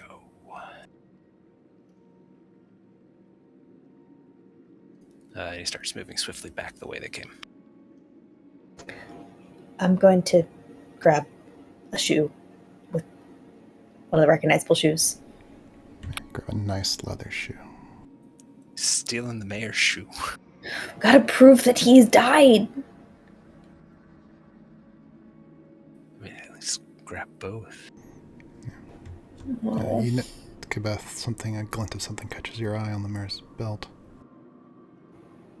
I investigate it. What is it? Peering closer. It's his favorite. It's his writing quill. It's got its own little cap, bit of feather and gold. He signs all of his papers with it. You've seen it. I'll take that instead of the shoes. Drop the shoe. Take the quill. Okay, let's go. I'm gonna tuck the quill into my belt. And we'll move swiftly and silently back the way we went. You guys begin to move your way backwards, away from the sound of scraping. Those of you back at the bridge, what you doing? Just pass the time?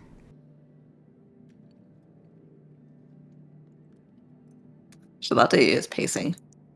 She's basically just going down the chasm all the way to the end, and then back again, and then down, and back.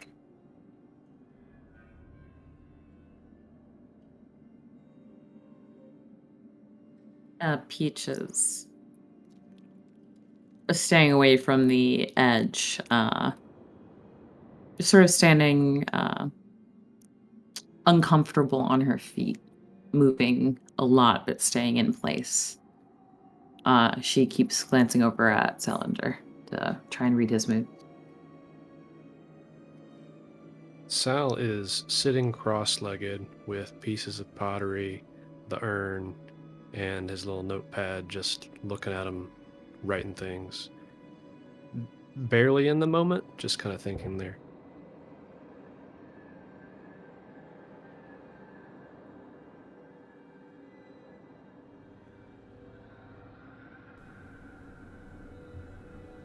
Have they been gone a long time? It's gotta be 15 minutes now, 20 minutes.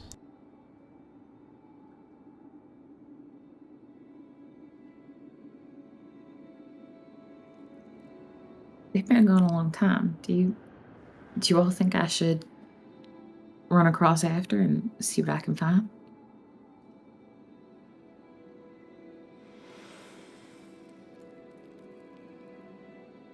No. Give him a... No. It's been 15 minutes. Then, 15, 20 minutes seems a decent amount of time for them to be walking out and seeing things. If they're not back here in another 15, 20, or within an hour, then maybe it's worthwhile. But I don't want you wandering around there alone either. That would be even worse than 3 of them. Oh no, I don't want to be wandering off alone. Yeah, just as you guys say that, you do catch a bit of movement on the other side of the bridge. Familiar movement? Uncertain, you peer closer. You see a small creature make its way out through the end of the archway. No lantern, no lights, no torch. On all fours, moves up to the far end of the bridge opposite you. See, it sniffs the rope. Is that thing going after the rope? Looking closer, you've seen something like this before. Somebody traveled into town once on a ship. It's a kobold. But this is unlike a kobold you've seen before. It's thick, gray, carapace scale, hard to tell. Its eyes are glassy, shining in the dark. It's hard ridges on its nose, on top of its horns and shoulders, elbows. Lottie slowly bends down to pick up a stone and shakes out her sling. And it's just like kind of rotating it around, but she's watching to see if the kobold starts to mess. Basically, she's preparing herself to shout and hurl the stone at the kobold if it starts to mess with the rope. Yeah, the circular movement of your sling seems to draw its attention and looks down the rope at the group of you.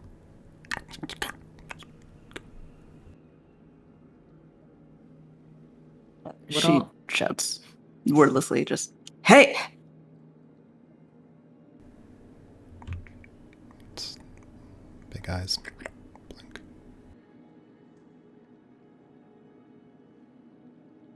I mean, do you think it can speak? Hey! Cants its head, looks at you. You see a bit of lantern light on the wall behind it. It turns its head, looks behind itself, and then climbs under the bridge, goes down beneath, and vanishes into a crack in the stone.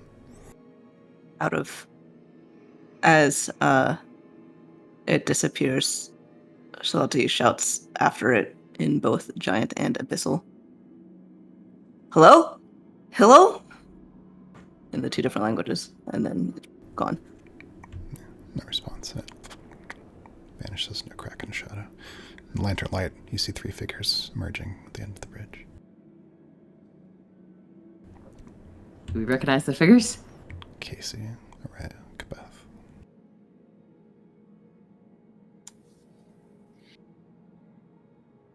Coming back across. You notice certainly that Casey has the giant cleaver kind of thing on his shoulder. You will not believe what we found. A giant set of kitchen knives? And a bit more. Kitchen knives that aren't for cooking good food. That's for sure.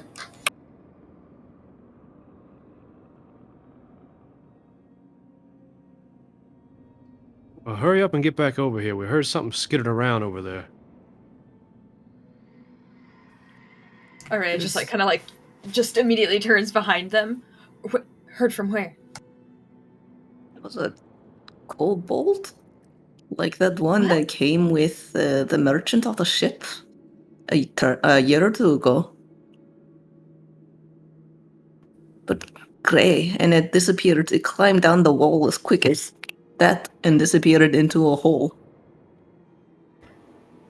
Chris, have I read about these things? Ooh, give me a roll, please. Okay. So for a skill that I have some aptitude for, it's a D4 on top of the D20. Mm-hmm.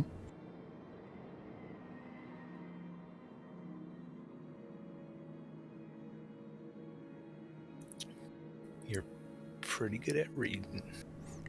Ooh, that's an 18 plus 4 for a 22. Yeah, Kabeth, as this is described to you, that starts to sound familiar, but you would need a few more details for confirmation. What, like, do I know enough to ask? Yeah. What kind of things should I ask about? I mean, right now they could just be describing a kobold. You have an inkling, but you You would just want them to describe a little more. Wait, no, I think I've maybe read about this. So what did it look like? How did it move? It had like weird glassy eyes. Shall we get to the other side first? Yeah. No, Araya, you want to go first? Yes, I'll be slow though, so I'm sorry. And she belts herself in and inchworms. Just be slow, faster. But she does like look around, like, because she's like upside down basically, and is like looking around. If you're belting yourself in, do you want to take this with you? Holds up the giant sword. Sure. Just carry it on your torso like a giant baby sword. You like belts at it like back, like with her broom next to it, and kind of like wraps it. Yeah. I think a little bit of robe over it. It's like the swaddling baby artist. I was just saying, yeah, Sacagaway brought that kid everywhere. We can strap anything to our backs. Yeah, there's nothing pressing you guys, so yeah, you make your way back across the rope, and yeah, Beth's hose clop down on the other side, and you've made it. So we found the mayor, among other people. Did he make his way across? I don't know, but... Well, whatever it didn't used to be so destroyed, right? True. If this is the area where I was before, I was able to make that jump earlier. Yeah, but whatever was waiting for him on the other side. Yeah. They weren't just crushed by earthquakes or nothing?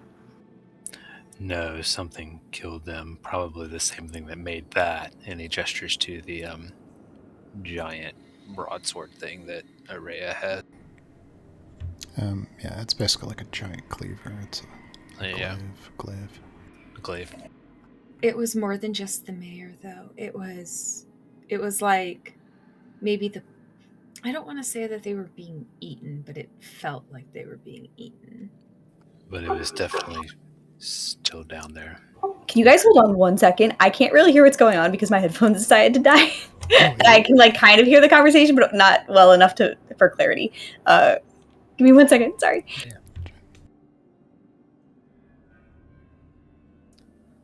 Chris, your microphone looks gigantic because of its position. It looks as big as your head.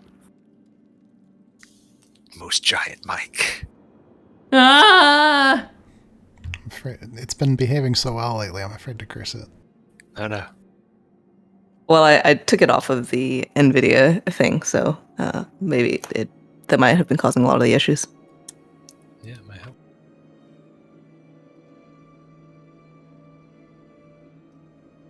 Okay, I have headphones again. Much better. But whatever did him in is still down there. We heard scraping. You heard, and then you took its whatever that is. Why would we Well, leave now it it doesn't for it? have it, Salinger. That's good. If Yeah, somebody they took took its one of weapon. if somebody took one of my things, I'd come looking for it. We should go. But it can't Are you hurt us with the sure? thing. Are you sure it was it and not just something from somewhere else? And she looks at it. Does it look like any of the other things they found, like the gauntlet that Sandra had, or the dwarven stuff that they found? Were there any other items that we found? Nothing new. I mean, like, it is a new design. Yeah, it was up against the wall like it was his or hers. Anyways, we don't want to be here when it comes looking for us, so shall we? Before we go, I'm going to pull a knife out and cut the rope. Yeah, And I don't. pull the rope in, right? We Well, just retrieve the rope.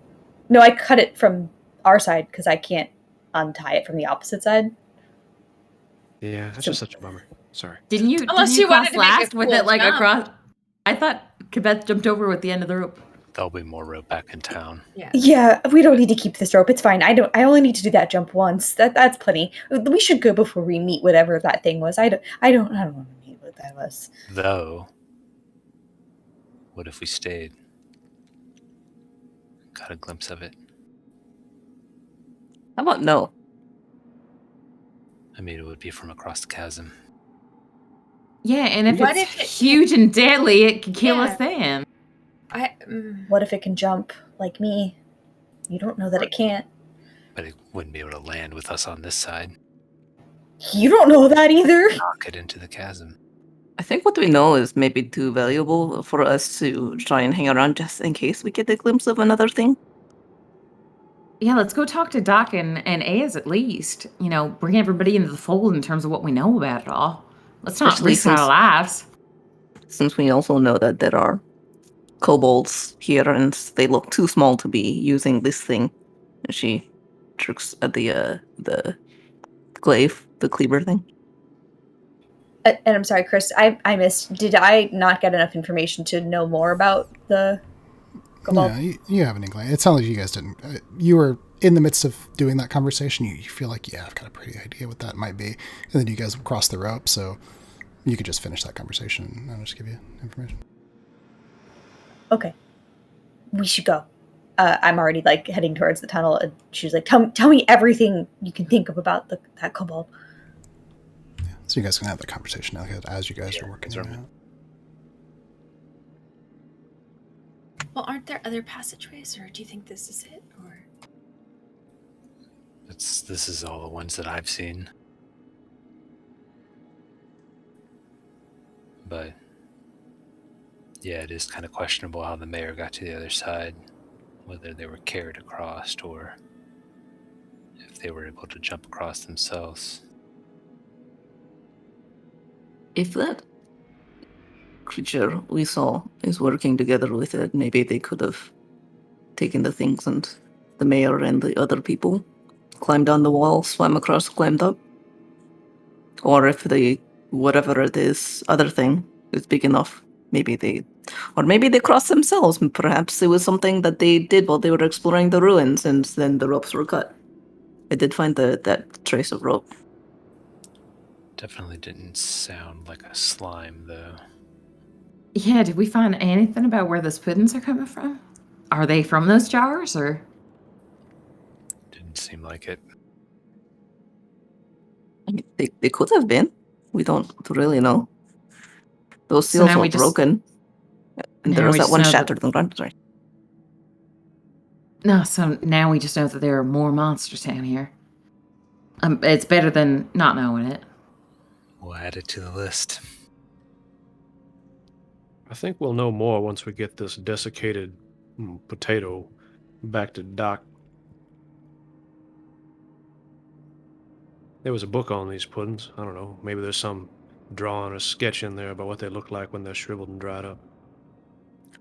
And I can find my book about the kobolds. I'll look Oh, through right. Mom's journals. We did not finish. It sort of looked in shape like the one that came through town a while ago, but it was gray and it had the black eyes and sorts of rocky, scaly protrusions on its muzzle. And it seemed curious about the rope and about us, but when it saw your torchlight, it fled. It climbed down the cliff wall like a lizard. And it didn't respond to us. We hollered at it in a bunch of different languages. After all this time, this town is still full of surprises. Beth, you feel pretty confident based on this information. You might know maybe what they're talking about. You've read about creatures described this way. Iron kobolds belong to an ancient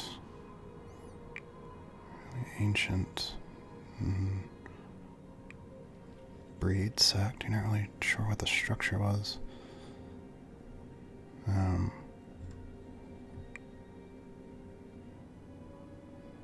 They served along with Dragonborn, something like them. primordial, made of iron.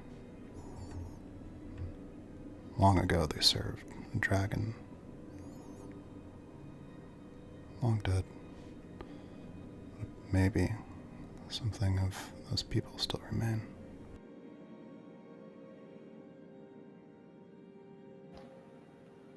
I think that kind of kobold is called an iron kobold. It's made of iron, maybe, and I think they worked with a dragon or something. I gotta find my book. I'm sure that it must be in my books.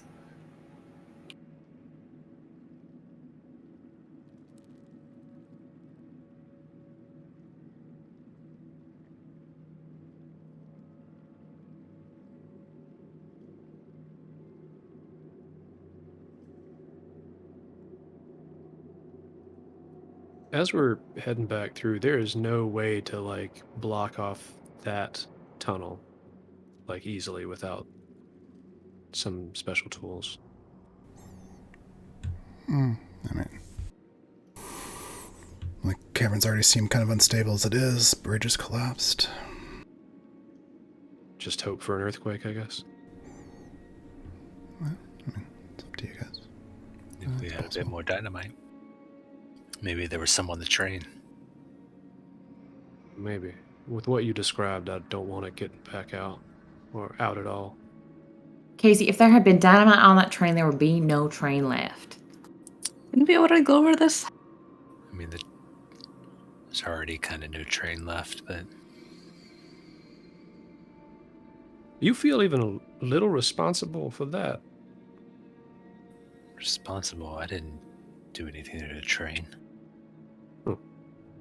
Yeah, wasn't it Grin that blew up the track? It's just an accident. Oh, all right. Wait, would blowing up the track have done? Is that why it went off the rails? I don't know. All I got was a head injury out of it.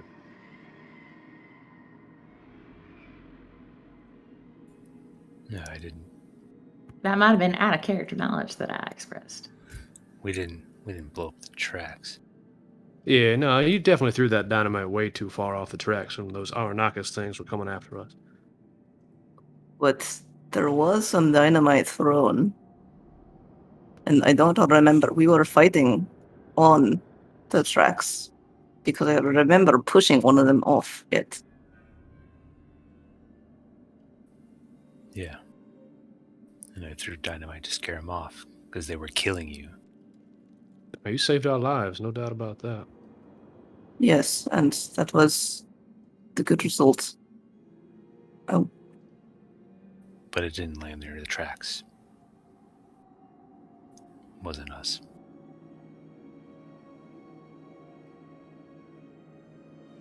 Charlotte doesn't say anything, but she's looking very thoughtful. Well, just one more question left unanswered, I guess. What derailed that train?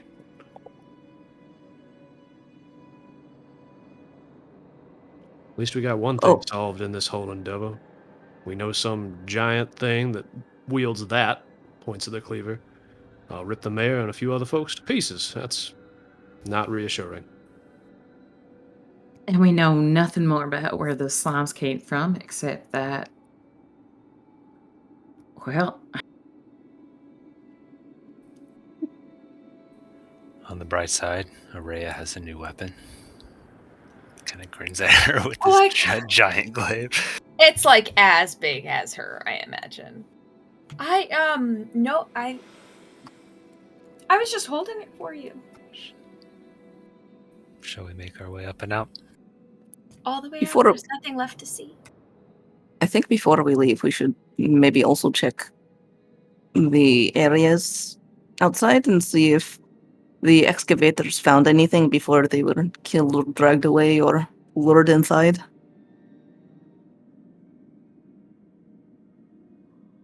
Definitely. Just make it quick. We still don't know if whatever that was is going to make it out to here. Beth is going to kind of stand guard. There's still presumably another way out of these ruins. We haven't come across any other branching tunnels off the way, have we? Well, I think we'll have to look for those later. And at any rate, well, now we know that we almost certainly want to keep some kind of guards watch on this place, on the entrance to this place, if something comes out again.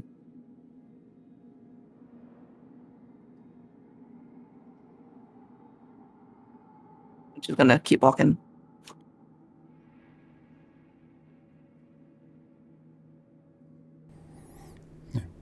Making your way out, it's pretty easy to ascend out of the chasm, or out of the sinkhole, checking the nearby camp where the workers had been.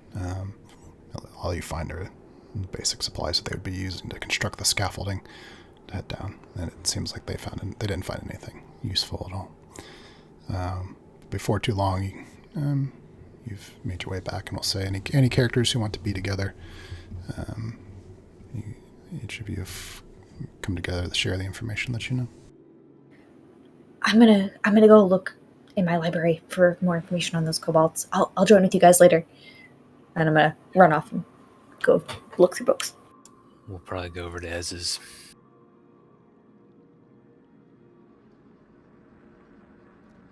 We can, I don't know, order of stuff, but if it makes sense to swing by docks first or not. Yeah, we'll go find Ava and tell her that we found some things to come to the Clockwright place. Yeah. Okay. Let's just take a 5-minute break, and then we'll put everybody in the Clockwork Heart. Yay! Just whip a lightsaber. Dang, where'd that come from? Out of nowhere. Don't ask a woman her secrets. Sometime later, Very rude. you were in the Clockwork Heart. Each and all of you. If you want to be. Wait, I was gonna say I went off to do research, and so it might take a while, and I'm fine with not being part of the scene because I'm busy researching both the kobold, and I'm also gonna be looking for anything that might resemble the pattern we saw. Would you like to already have that information and be in the scene, or do you need to do stuff out of character? I need to finish rolling my cookies, and then I'll come join it later. Okay.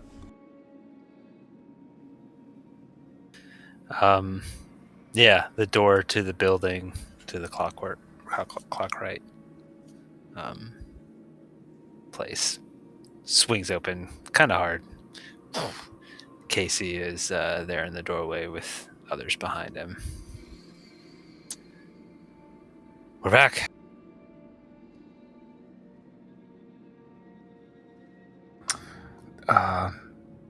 You see a series of schematics and blueprints kind of plastered around the walls of the workshop, and 2 workbenches that are covered in tools and metal. And when you slam the door open, you hear a scattering of scraps of metal falling to the ground, and Esmond just kind of jumps and turns like, great. Glad you're okay. You will not believe the jump that Kabeth did. It was so far. I don't know how she made it. It was incredible. There was a monster thing too that we didn't see, but yeah, she landed and on the way over. It was oh man, you should have seen it. Oh. She made the jump, by the way. I mean, I know she ain't here with us right now, but she's alive. She's just off doing research. Okay, good. That's incredible. That's not. It's probably a thing that partially has to do with her cursed ring, or cursed whatever she has. Probably need to make note of that somewhere. Okay. Great. Well, let's. Why don't you guys get yourselves oriented, and we can discuss later what all you found and I guess what the next steps are. Lottie comes and then presumably with Ava and Tao if Patrick is amenable. Yeah, sure. I will come into the scene, sure. And says, as she busts in with the hand swinging open. So it turns out there's at least one more big thing underground, and then maybe some other little things that skitter around.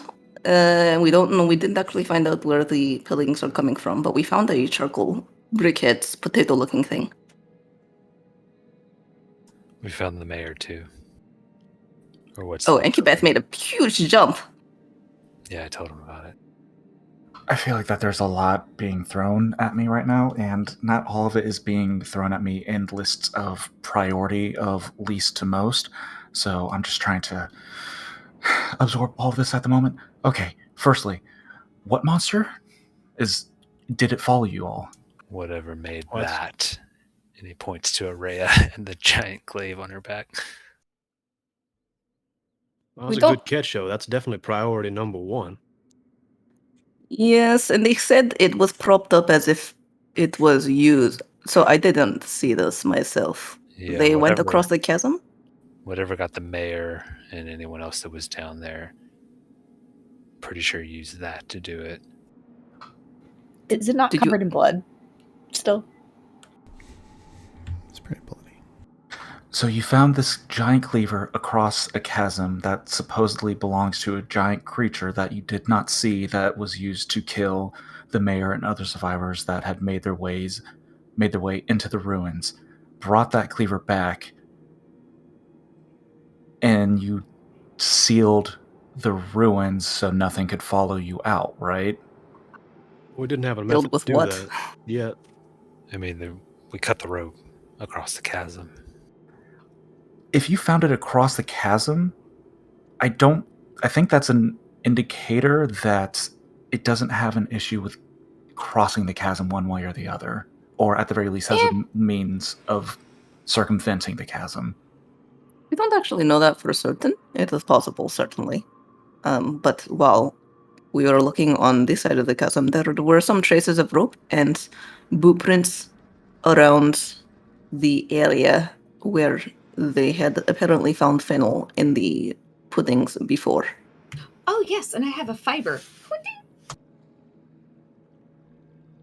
It's weird. It's not wool. Regardless, there's something down there that's not one of the puddings. Okay. So we need to get as many people as we can to immediately begin sealing up the ruins. Immediately. I mean, there's still the entrance that we don't know about. We don't know where it is. Only way Yeah. we've gotten in is through the hole. And if we seal it all up, what if that thing, whatever was using that glaive, pushes on through and, I don't know, wrecks its way out? Then At least slow it down for a minute. Then return the glaive or talk with somebody else about seeing it. I'm done. I'm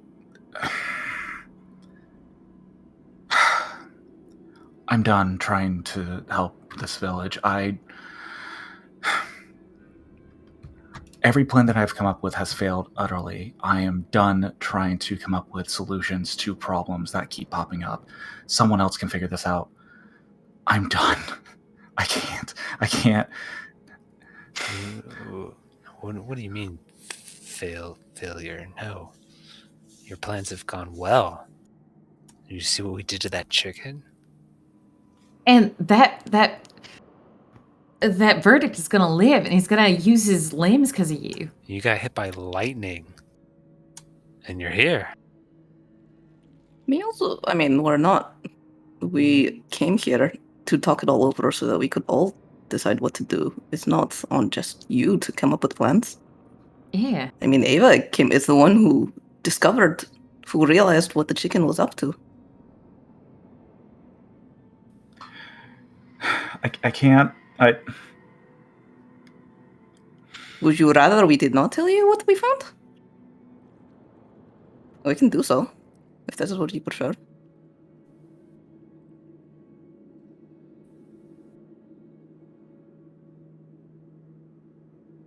It's all right. We can leave him be and get back to work, and we'll take care of it. I'm not. I can't. I can't make plans right now. Just let me bury myself in my work, please. I can't worry about other people right now. I can't do that again. I'm not ready.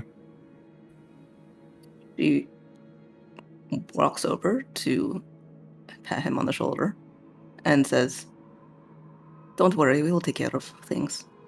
But so you're not surprised, there is also possibly some what Kibeth called iron kobolds. And we will figure out what, if anything, we need to do about that. But there are other creatures that are living below the ground. So, if something comes popping up in here, just do not be surprised." Anything that you guys found, that weird knot silk that Araya you mentioned, or this a potato, whatever it was, leave it on one of the workbenches. I'll take a look at it when I have some time. Maybe I can find something about them. I don't know. But right now my priority is completing these prosthetics for the verdict, so that he can hopefully help lead us and point us in the right direction. I know it's a lot of this, but we've got this. We do. Maybe you do, and I'll help. I don't know if I got anything right now.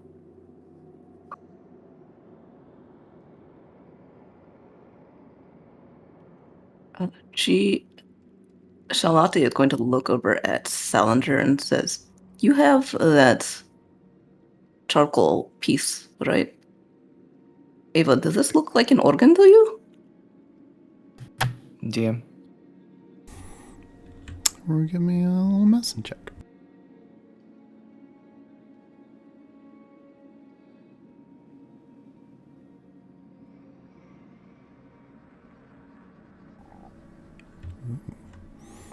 You've seen similar things in creatures kind of dug up from the ground, remains.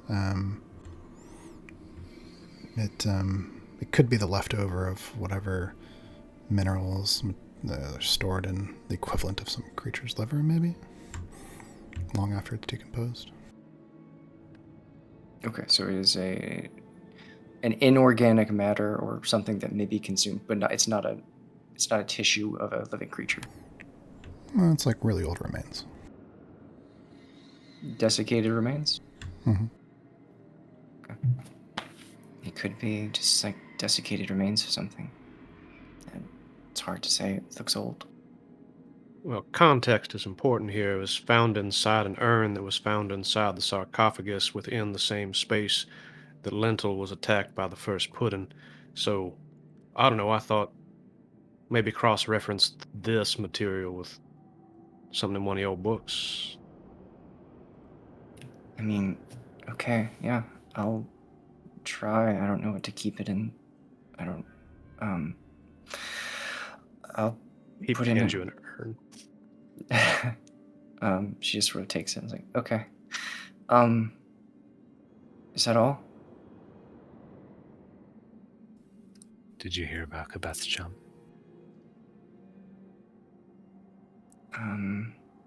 It was at least 40 feet. She clicked her heels at the top. It was unbelievable. I saw Gilligan turn to dust in front of my eyes about 6 days ago. So, that's neat. I'm gonna go and see whatever this is, and if someone gets hurt, let me know. She's gonna start walking out. He turns to the others and says, so we need to start pulling together, calling together anybody who's healthy or has sharp eyes or is a fast runner. So we've already got the watch started in the village. Out of character, I assume. So we can extend that to the ruins. We need to hit that train too. They're bound to have supplies on there. But look out for the Arnakis that way. Yeah, and it means we're spread more thin, but better to know what we might be up against. It was worth going through. True. At least we know another threat and that the mayor was killed by it. I thought that he was taken by the puddings. Yeah, I'm Would've been not thrilled. preferable based on what you described. Not thrilled to know there's something out there worse than the puddings, but again, glad to know worse is not. We don't know if it's worse. Just different.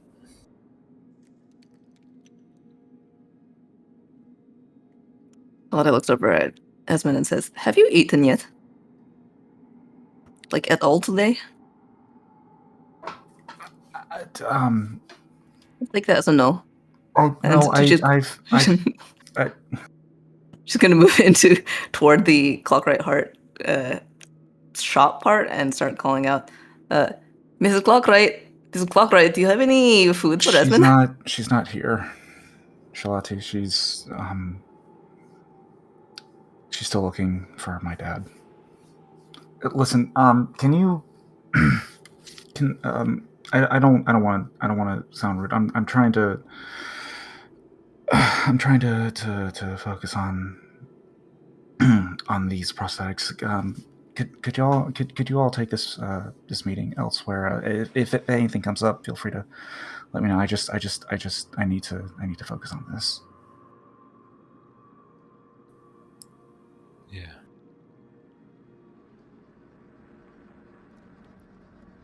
I hope your mother will not mind if I make you see her kitchen then. She's going to disappear into the house.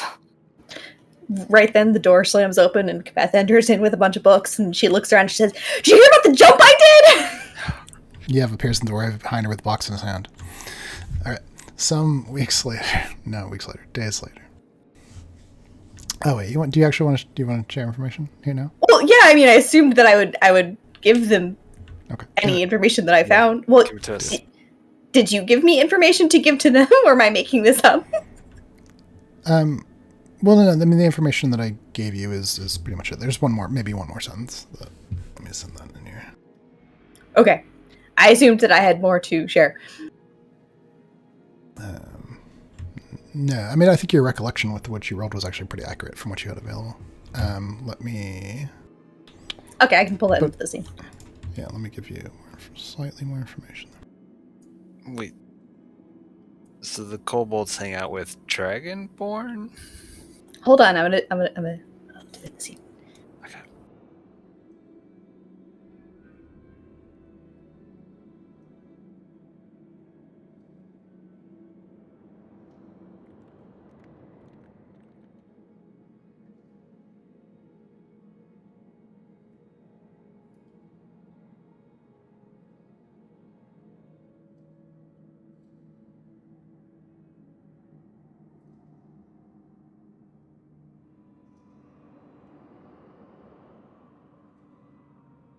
Can Rhea use glaives?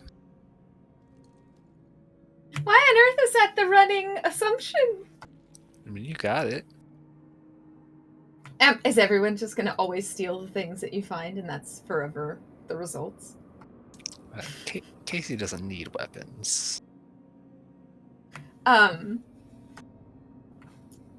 It's no, Araya is not going to be able to use a glaive. But you could try. If you try hard enough, I think you could.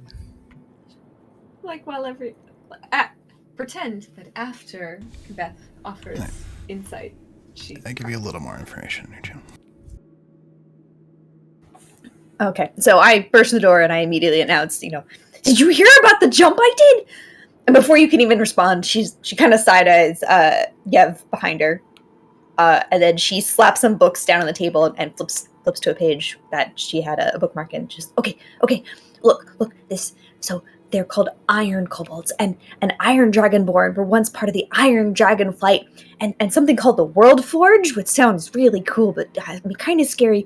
And from what the book says, that the iron dragons are long dead, but maybe some of the kobolds and the dragonborn survived. So maybe that's what's down there, because I'm pretty sure that based off of what they said. Wait, where's is Peach nearby? And Shelity left the room to cook. And Sal, she looks for them. So, wait, does this look like it? I assume there's like a little illustration. Does it? Yeah, maybe that is it from the side. Did we? Quick context moment. You barged in and you said all this in the clockwork heart, right? Okay. I think Sal would have heard you, nodded, and then helped usher everybody else out the door to continue talking. Where's everybody going? Oh, because Ez wanted to be alone. Oh. Yeah, he would whisper that. So he's like, let's talk outside. Okay. Sorry, Ez. I'm gonna very awkwardly try to scoop up my books, but in the process of doing that, I drop like some of the things on the floor, and like pages come out, and she's like trying to gather all together as fast as she can, but she's making it worse by trying to hurry. She's like, sorry. Oh, okay. Sorry. And she'll finally get all together and start walking towards the door. Did you hear about the jump I did?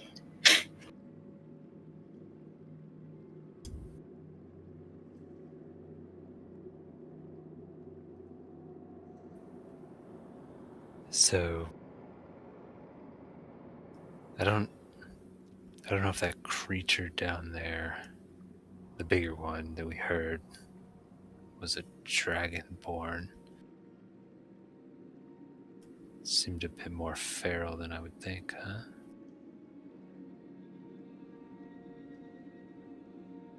I mean, whatever it was is intelligent enough to use a tool to attack. It didn't. Those bodies were cut and hewn apart, not just eaten. So I don't know. I mean, that's true. That's assuming that the weapon wasn't one of the things that got eaten. I mean, the glaive is pretty crudely made. But it was propped against the wall. It wasn't just lying askew. Yeah. It was placed with purpose. I think it was theirs, the creatures. What do dragonborn eat? Children. I don't know. Children?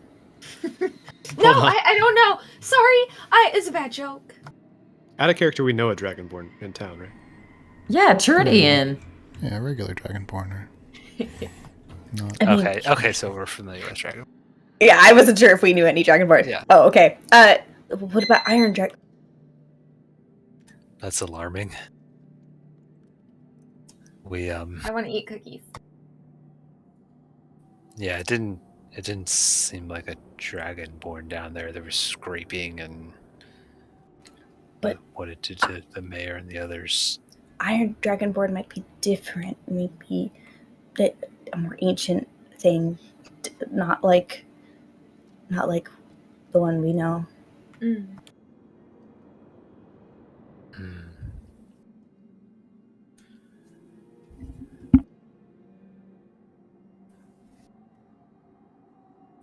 Yeah, I don't know. We didn't get a look at it, so it's hard to say.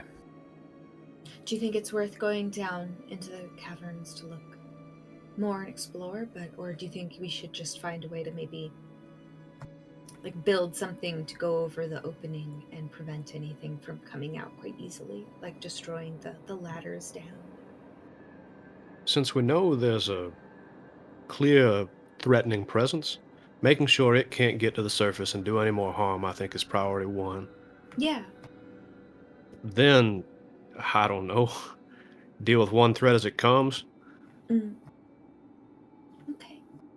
Still I got think- predators roaming the outside of town. Yeah, I think getting rid of the ladders out of that cavern, I think we've kind of taken what we can from our side. And we can always lower some ropes from if we need to, but let's make it so they can't climb out on our end. And we definitely should try it to look for the other entrance. I mean, we kind of know it was near the water, right? Maybe we should start at the beach and work our way in. Kind of seemed that way. Yeah. Okay. We'll have to also get some supplies soon. Yeah, I Pretty think hungry. the train is the next stop.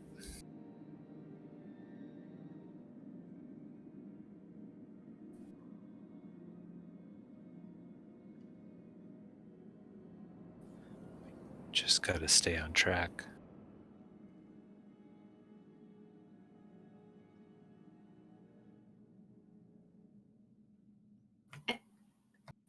It is, Casey, it is.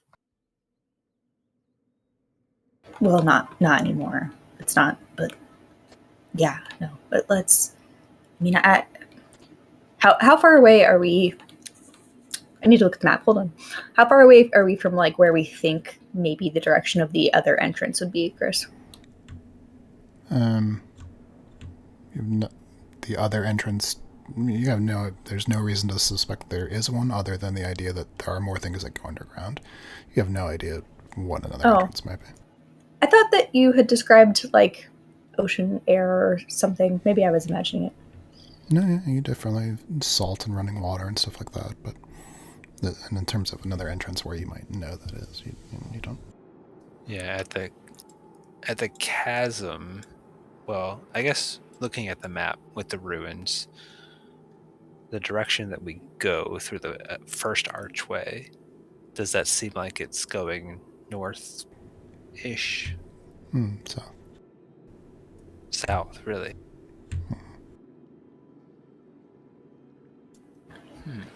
Okay, so what if some of us go to the ruins, get rid of the ladders on the way to the train, and go to the train and get supplies and come back, and then we'll figure out what to do about the other possible entrance later.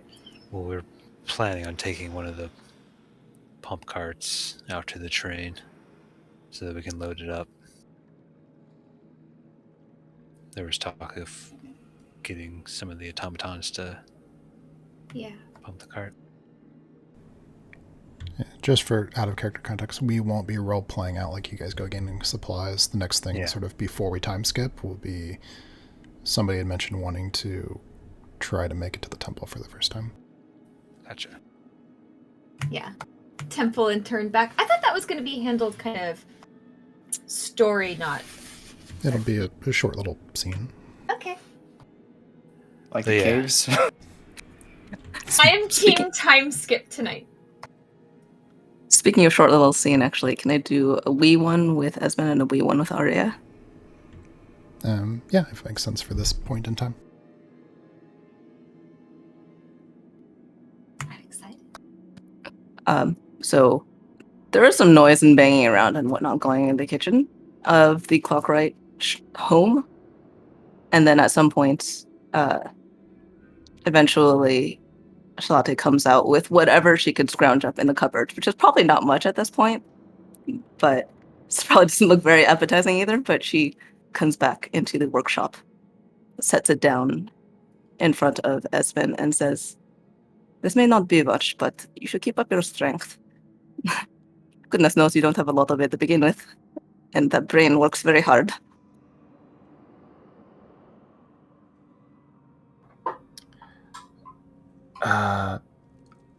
Esmond's just kind of leaning over a table, and you see him eye the food, and he just turns back to his sketchbook. Yeah, I'll have it on a little bit. Thanks, I appreciate it. Lottie eyes him and then says, "Don't make me sit here and wait until you finish it, because I was going to bring some over to Ava as well, who, if I know her, is probably doing the exact same thing as you, neglecting herself to pursue some studies. And you don't want to keep Ava starving, do you?"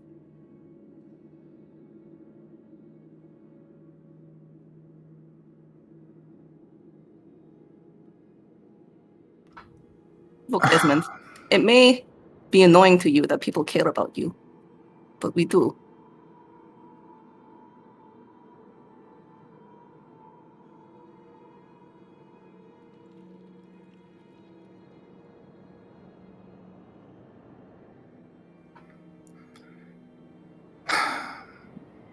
Picks it up and he takes a big bite, just staring you down before he puts the food back down on the plate. There, are you happy? Well, as happy as I can be, given the circumstances.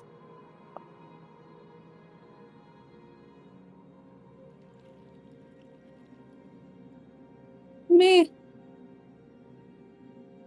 Your friendship with Casey has always sort of surprised me because he takes responsibility for nothing and you seem to take responsibility for everything. I am at least happy that you have elected to let us take some things over, or at least plan things out. Please keep on your work and let us know if we can help. And then she's going to go back into the house and throws over her shoulder. And keep eating more. And then she's going to head over to the physiker. Unless Esmond has anything to say. Essentially, she is going to repeat the same thing there. She has this plate of gruel, most likely, that she will stick in front of Ava and loom over her and be like, eat. Yeah, the outcome would be pretty much the same.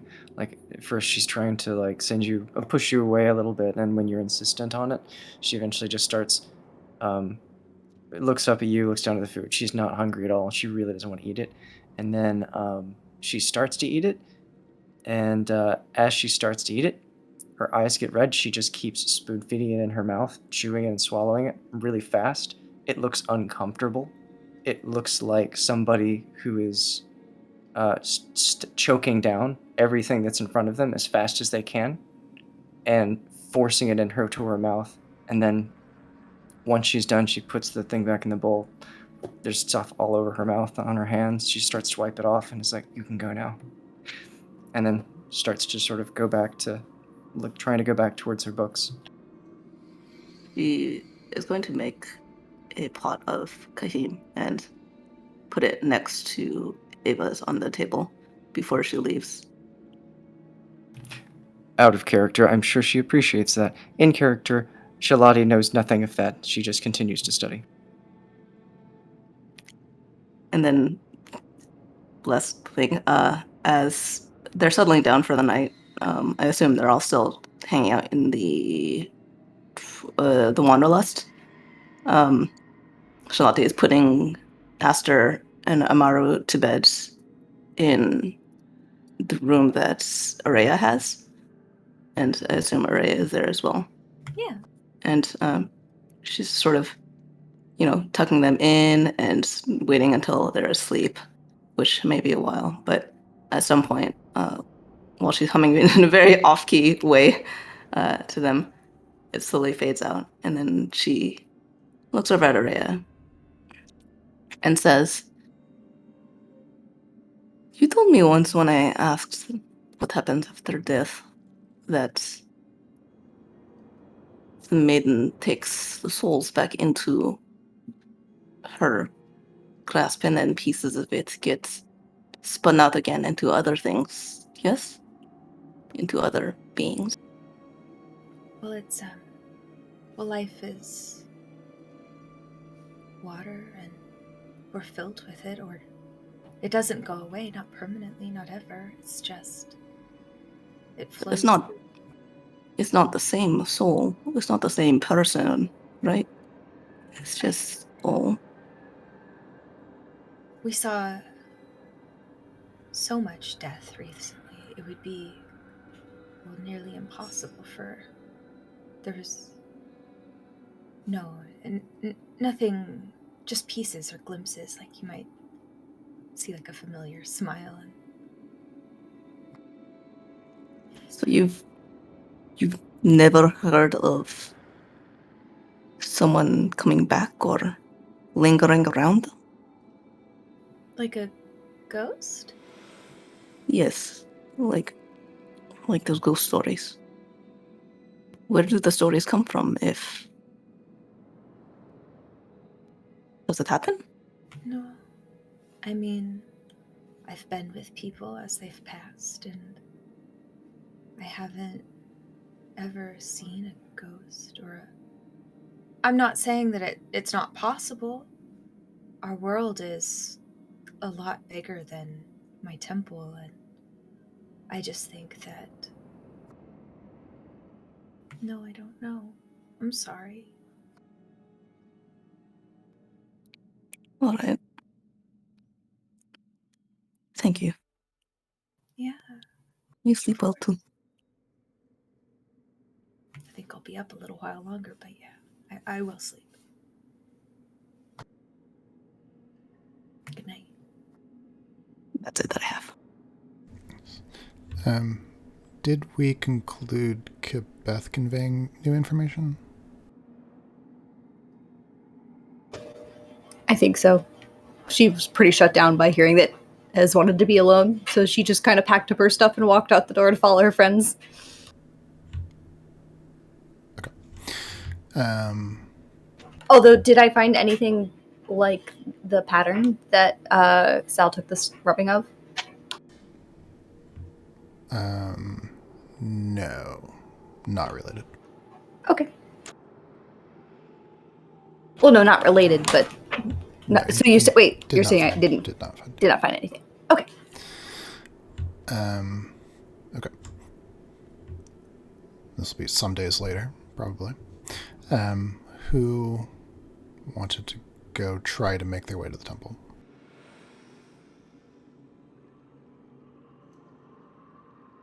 Yeah. It's just Araya and Casey. Esmond would be there too. Okay. Peach would also go. Okay. You are 4 or 5 hours into the journey on the road. Supplies you need to make the trip. Whatever makeshift weapons you might have available to you. Still plenty of daylight left. You're just on the trail. Plain, simple as day. When up ahead, strewn across the path, fabric, some leather, remains of some clothing. You see a short sword lying on the side of the road. Not even a road, it's like barely a path. This is probably still 50 feet or so ahead of you.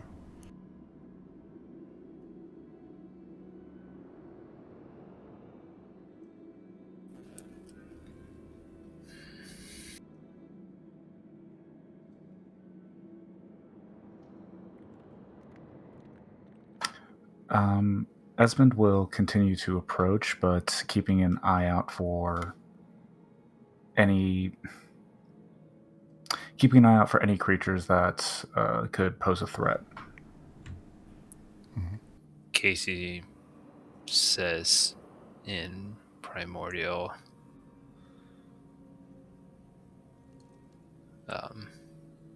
use caution.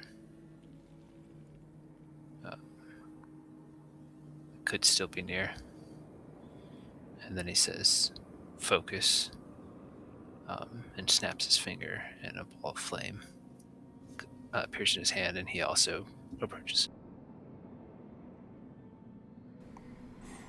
It doesn't take very long at all to realize that you found the remains of Sheriff Hain. Short sword confirms. Whatever it was, you tried to fight it off. You do see some scrabbling in the dirt and brush around. Casey picks up the short sword. Hands it to Esmond. Takes it and holds it very awkwardly. Is there... The body is still there. It's just shredded? Is that right? There's just a couple of remains. Looks like whatever got him discarded all of the stuff it didn't feel like eating. Oh. The claw marks I had seen. Maybe the Arnakis. Yeah, and looking now at the scene around, you do find at least one track that looks like what you've come to know to be the tracks of Arnakis. But you find, first you don't really even recognize what you're seeing. And then, looking closer, you realize there's one much larger track, pretty distinct. It's probably a full 3-4 feet across. Oh.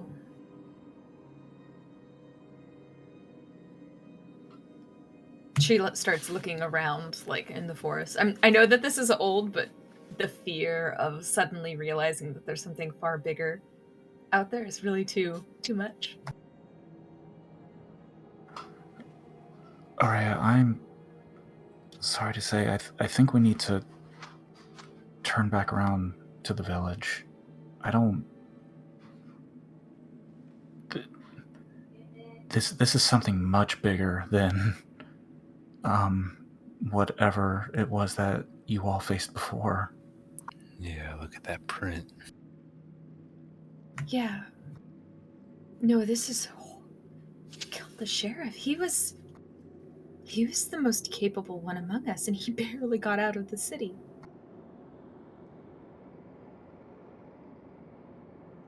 Has it always been so dangerous? I feel like when we was kids, this was an easy journey. Yeah, you've grown up in this area all your lives. Never been things like this, not until more recently. I used to do this trip by myself. I feel lucky that I got to town at all this last time. Having seen the tracks, what changed? Do you think if we went a bit further, we would find the bodies of the dwarves? There were so many of them, and they left so soon. Oh God. They had a pretty big head start on Hayne.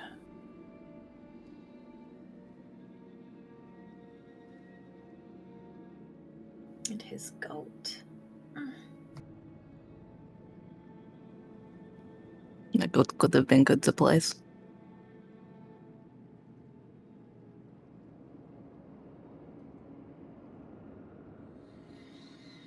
Do I have any... Well, actually, how long ago has it been since Hayne left? It's been like 2 weeks. Oh. I mean, at this point, yeah, something like that.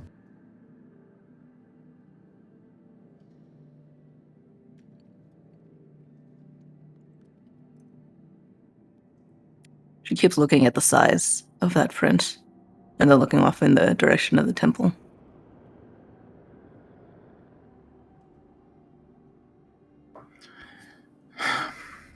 We need to return to the village. We're not...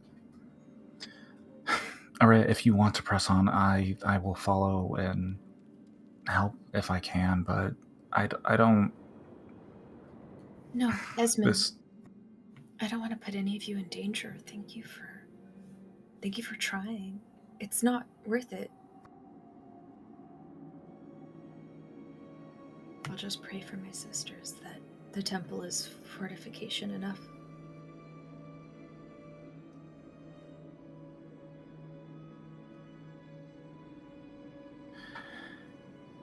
Give me time.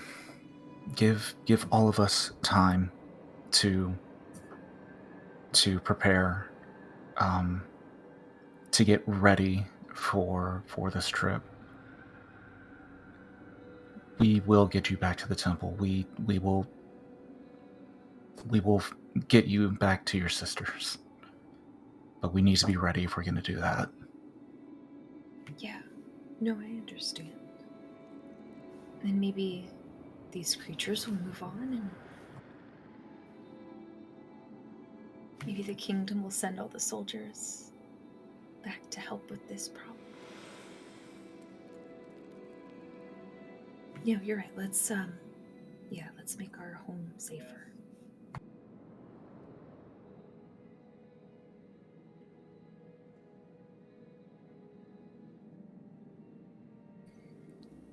Casey is kind of over a little bit next to Sheriff Haynes' body and looking down at him and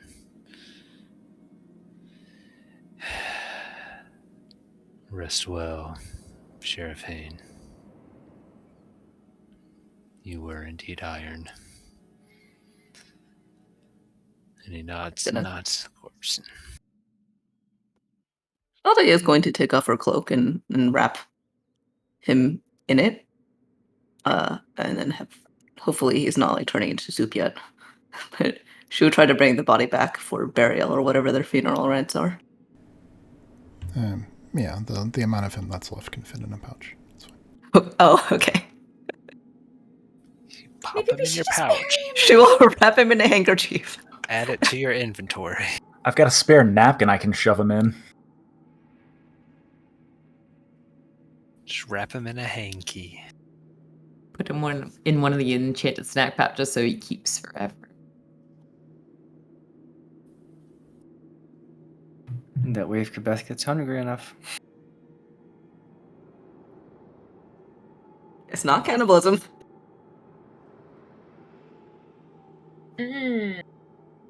Unless Hayne wants Seder. I'm actually don't remember. He has a Seder. It would be cannibalism. Yep. Oh my god, you guys! I said hungry enough. I didn't say it was the first thing. Guys, Wow. we need to talk about Kabeth's cannibalism. All right. You guys ready to move on a time skip? Yay! Yeah, time travel.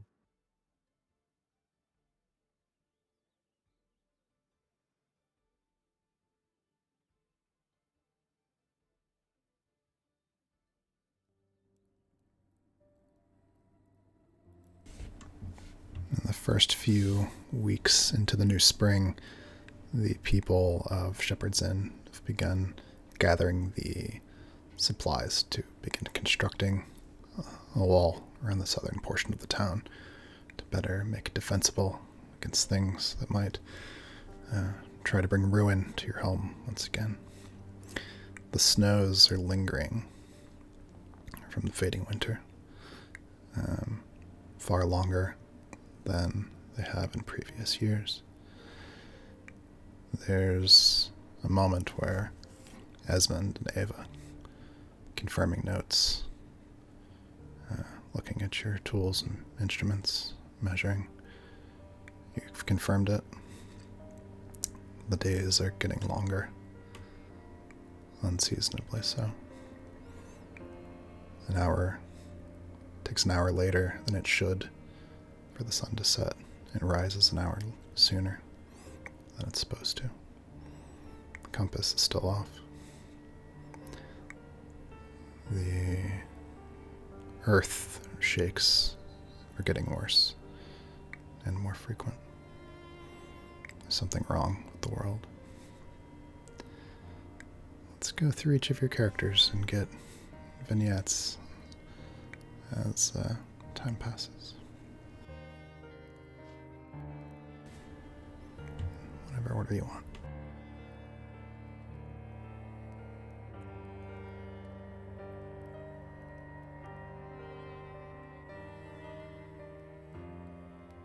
Well, the people that have a hard cutoff time should go first, right? That's a good idea. Alright. You've got Pris and Kate, and I'm close, but which one of you guys wants to go? Do you want to go? I'd be happy to go You- second or third. You already You go, started Patrick. yours. Alright. Okay. Let's give it a shot.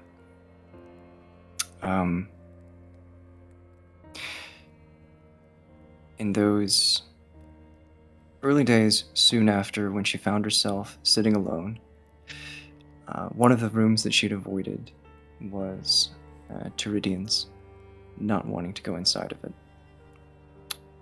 But finally, she found reason, needing some of the supplies that were inside of there, and stepping inside without him being around was strange, to say the least, but still felt something just like a room. She may still be just a bit numb, maybe. She cleaned up some of the items that were around and sort of left about. A person who left a room with every expectation of obviously coming back to it. And eventually makes her way towards a cabinet that has been locked. It's a very simple lock. It's just has some chemicals in there, ones that mixed improperly might cause someone to be injured, burned, or maybe ones that would just be a little bit too enticing or fun for the kind of mischief the teenagers from a small town might want to get into. But the key itself is inside of his desk drawer, and she reaches for it, pulling the drawer out, makes a loud squeaking noise, sort of rings throughout the Physicker's office. And for a second she hesitates and pauses, and she's expecting now, she understands the voice calling out her name, asking what she's doing, followed by the thud of a cane. She realizes that that's not going to happen, and that's when the weight of his death really hits her. When she finally pulls herself together, she unlocks, looks inside, begins going through and sifting through, and finds a few books, but they're just too advanced for her. They meld magic with healing, but she doesn't know magic. She just knows the healing. It's when she remembers Gilgain. Fetches that right before he the monster he was doing something. It was something magical. So she goes to his home, searches, and finds some simpler books, beginner books, things that teach the very basics of magic. And these are the items that she brings back. And over the ensuing weeks and months, she pours herself into these. There are blackboards pulled out on different portions of the room with writing, mostly in Gnomish, strange wording with markings next to them, pages scattered about, books laying open everywhere, notes that fill the room in the once organized office, the one that would typically be orderly and has always been orderly for as long as any of these people have been alive for, starts to find itself in a bit of a state of disarray. But more notable than that is probably the change in Ava herself. Doc has always been a bit quiet, but now she's, over those months, even more withdrawn, chewing her lip as she walks through the streets, and rarely speaking to other people or trying to engage. And in any instance in which her attention is called for any other purpose, she focuses on whatever that task is, what's needed of her. But it's clear she is a little annoyed. She seemed like she has something she should be doing. And because in her mind, there is. She needs to get back to the books, to the learning. And so it passes, and weeks turn to months, and the people who visit the Physicker's office are turned away faster and faster. More and more, it's the treatment of whatever the ailment is, but the person seems not to matter. It's just a focus on patching up whatever wound is there, whatever injury, and then back out the door. Finally, only a few weeks ago. It sort of culminates when one of the villagers, Miss Anderson, is running towards the Physiker office, holding her child over her shoulder. He'd fallen on a shovel and a cut above his eye. It's a deep one, and head wounds bleed. She was afraid it might be terrible, maybe in the eye itself, but she was too afraid to look, so she runs the few blocks towards the Physiker's office, heads inside. Seconds pass, not minutes. 20 maybe, less. And then two of them are ushered back out. Almost as if forcefully, almost as if with hands shoving them back out and the door closing quickly behind him. She looks around for a second, glances down at her child, and then back at the door. She's about to start pounding on it. She's about to open it and just move back in, and right before her hand reaches it, she looks down and realizes the blood's still there. It's on his clothes and his hair. It's on her. But the area where the cut should be, it's completely healed. It's as if nothing had ever happened. And she, sort of in shock, looking down at his teared face, sort of takes his hand. He's sniffing, but not in pain or upset, and the two of them walk away. And she says to people later, when she finally thinks of the words, all she can think to say is that there is something to be said about bedside manner. She's not wrong. But a few weeks ago, soon after this event, another change seems to occur. And outside the Physiker's office, there are more flowers. The small bits and pieces around that were maybe needing just the smallest bit of work seem to be corrected, mended and fixed a little bit straighter, more organized. And going inside, once again, the tables are neat and orderly. The blackboards pushed to the side, strange words next to each of them, like bane or bless. Just checks next to them. The books are back on the shelves, the notes are tucked away, and Ava sits contentedly, drinking a small cup of Hakeem and finishing it. She sets down the glass, makes her way towards the door. She notices out the window that a rain is starting to come in, maybe the gentle one. She, without any motion, any gesture, any signal, has a coat, a heavy one, drifts towards her, and she catches it in her arms, begins to put it on, and does the same thing with a hat. She's gonna go outside and sit at the bench, sort of the top of the hill, near the remains of the burnt-out lighthouse, just to sit, listen to the breeze, be by herself. But the time that she's doing it, the entire time, she's smiling contentedly, as though someone who has accomplished a victory and earned a hard, long struggle that has come out the other side and having won, having accomplished something that she needed. And from then on, for the past few weeks, she's been more herself. Maybe a little bit more solid than she used to be. But she does smile every now and then. She is kinder. And when people come into the office, she does treat the person a little bit more than only treating the illness.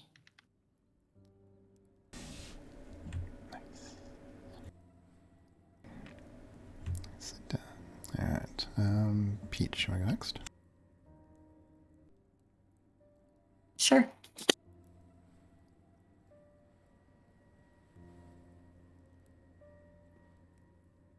It's night at the Wanderlust, and Peach Pine is downstairs in the tavern proper. She can hear above her the movements of the guests, Shalati and her family, Araya, and any others who've been making camp on floors and between beds upstairs in the loft. And Peach can't sleep, so she's been keeping track of things in the tavern itself, going over all of the recent tallies and bills, because at the end of all of this, she'll be running this place anyway, and bills will need to be paid, and vendors will need to be reached out to, and people will need to be fed, and this will all need to be done eventually, so she'll do it now while the others are sleeping. And she takes a break from this, starts flipping through her mother's journals, and she stops at a page because it's a story that she remembers from her childhood. And as Peach looks down the page, she remembers her mom telling her the story as a bedtime fairy tale. Miranda facing against the cockatrice, rapier in hand, Kate billowing behind her, taking the potion to make her immune to the stony stare, then fighting off the beast, slaying it and stuffing it, bringing it home as a souvenir. How Peach herself had told that story a dozen times, and how once they'd played it out with dolls and a clockwork cockatrice that Ez had made, which they'd taken to calling the clockatrice. And now Peach looks at her mother's journal, and she sees pressed between the pages a feather. Not like the blue laurel chicken feathers that had been pasted together and sewn with serpent parts to make the Fiji mermaid that was still up on the wall somewhere in the Wanderlust. This was something real. This was something that wasn't a feather and wasn't a scale and was somehow stone and organic and green and blue and gray at once. And this thing that her mother thought was real. And as she reads, the reality sinks in. And what does she read, Chris? Farmer's Fables, Sailor's Songs led us to the White Isle. That's off the coast of the Briarspear, days south and east of Tuankere. We camped in the shade of one of them willow trees and gave Kyle an hour to sketch the worn architecture used to belong to that dragon. The beast, the cockatrice, bird and serpent, makes people turn to stone. You know it made its nest in the ruins, the temple servants of that great liar, near Indirak, abandoned a long time ago. Seg's tincture saved us from the stony stare of the beast, but its still lashed at us with the beaks and talons, sharp and mean. Kylie's gonna make a whole song about it when we get back.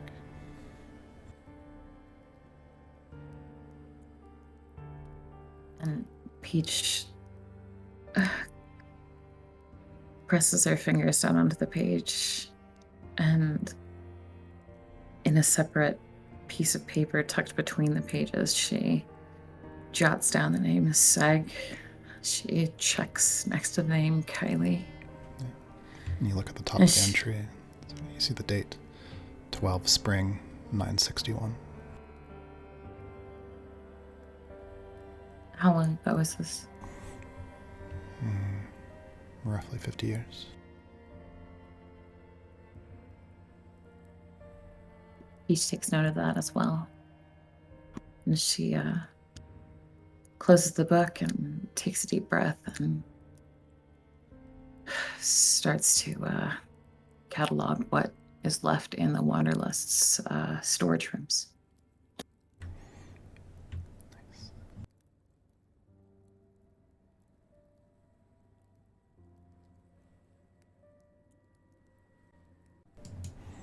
Let's go next. Lottie, it seems, is everywhere around the village at one point or another. She is back at the Candy Ranch with Ash and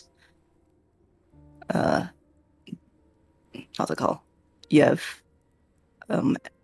pulling away the corpses of the burned flocks, the alpacas and the sheep, piling them into a corner, taking stock of what's left. Anything in the building, they carry things back to the Wanderlust. Ash gray and weeping almost the entire way, even as she works. Yev looking dogged, Shalate as neutral and stone-faced as she can usually be. She's at the Wanderlust, rocking a crying young Minotaur child back to sleep. The little Yuan-Ti boy also clinging to her, making grimacing faces and apologizing to Araya. She is out standing watch on the hills, looking across the coast, looking into the forest. She's often on the docks, just staring out at the ocean again. As her arm heals, she is also often in the Clockright Heart and the Physicers, bullying Esmond and Ava into eating if she thinks that they haven't been taking care of themselves, which she probably thinks that all the time. And as her arm heals, she slowly begins to work it, trying to get it back to its normal physique, its normal tone. Gingerly at first, it still hurts, but slowly over time, it begins to regain its strength, according to whatever Ava tells her when she can pull her away from her studies for a second. As the spring goes on into summer and the heat increases, then her arm heals. She begins to rise up early in the morning, going for runs miles long, around the perimeter of the village, down along the beaches, along the cliff sides. She splashes into the water, swimming out to the edges of the rocks and then back again, running along the beach and then swimming back. Any combination thereof, push-ups and pull-ups. She takes one of the quarterstaff weapons, or she has her walking staff, but she finds something that's seems to be a little bit deadlier from the train, and begins to slowly, clumsily try to hit things with it on straw dolls that the village has set up. All of them now being aware that it's maybe a little bit more relevant for them to be working and trying to use weapons. And once her arm regains its strength, she takes a bow and starts to try and hit a target that has also been set up in one corner of the village. Doesn't seem to do as well with this. Oh no, my earbuds just died, so I will keep talking, but I can't hear anyone else. And she grows darker from her. Well, actually, I guess she's always been quite dark because of the life outside, but she begins to take the rowboat out onto the bay with a net and fishing line, pulling in what she can from the waves now that there's no longer any animals or to milk or any other flocks to slaughter for meat as needed. Standing on the boat, pulling in catches of slippery silver fish, taking them back to the docks, gutting them, teaching people who are interested in helping out and learning what they can. And speaking with Fetherdun, who is the only person that they know who has any experience, and getting tips from him, anything that she can about how to use any of these weapons that they found. I can hear it again, by the way.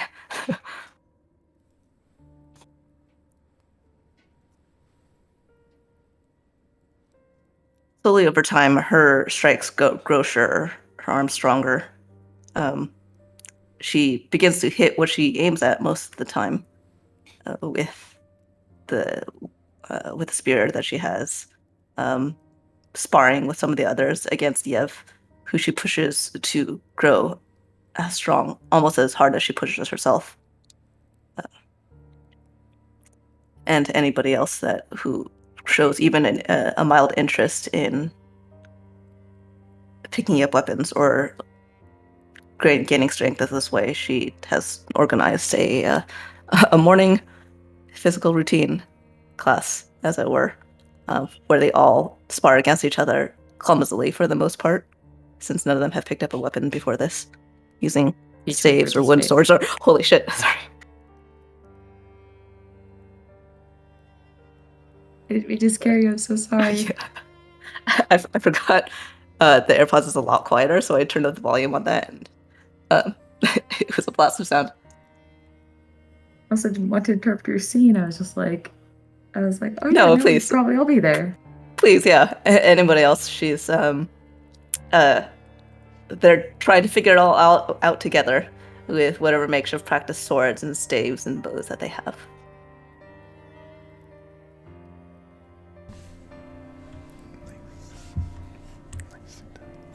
Who wants to go next? Me.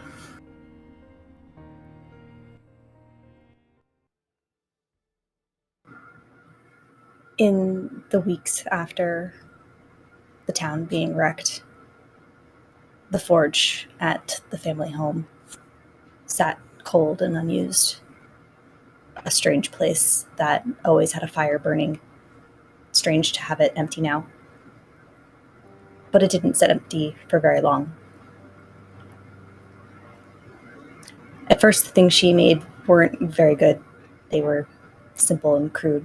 Lots of nails that were kind of crooked and didn't really work when you hammered them in. And eventually she started making hooks and other simple tools. But as time passed, her strength grew, and so did her work. The benches along the back wall began to fill with objects of different kinds, mostly practical things at first, but later the points for spears and tips for arrows began to form, and other objects that would be good for protecting the town. And as time passed, her skill grew, and each object she made became just a little better and a little better. And it was almost like she wasn't learning on her own. There was something about her father's hammer that just made, no matter what she did, seemed to work out one way or another. Many months have passed now. The piles of objects high on the table, repairs and other things put to the side, and Kebeth is polishing the head of something very special. It's a hammer. Not like the one that she used to make the object itself, but something quite different. It's more like the old warhammer that she pulled off the mantle, but the back of it is curled and twisted into an ornate shape that resembles her very own horns. She smiles and places down the bench, and although it is not the most finely crafted object, for she doesn't really have a teacher, she just is going off of what she remembered and learned and watched as a child. So maybe it could be better, but for her it's perfect. And she sets it down on the bench and smiles, washes her hands in the bucket, rolls down her sleeves, and sits down at a table with her 3 sisters for an evening meal. And although the table has many empty seats these days, they still find reasons to smile and laugh and be happy together.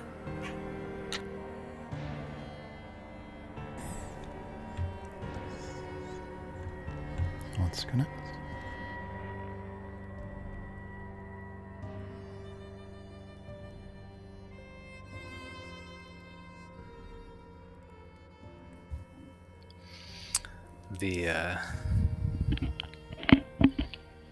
The town is a lot emptier than it had been in the past. Entire streets and sections are just ghost town. No one there.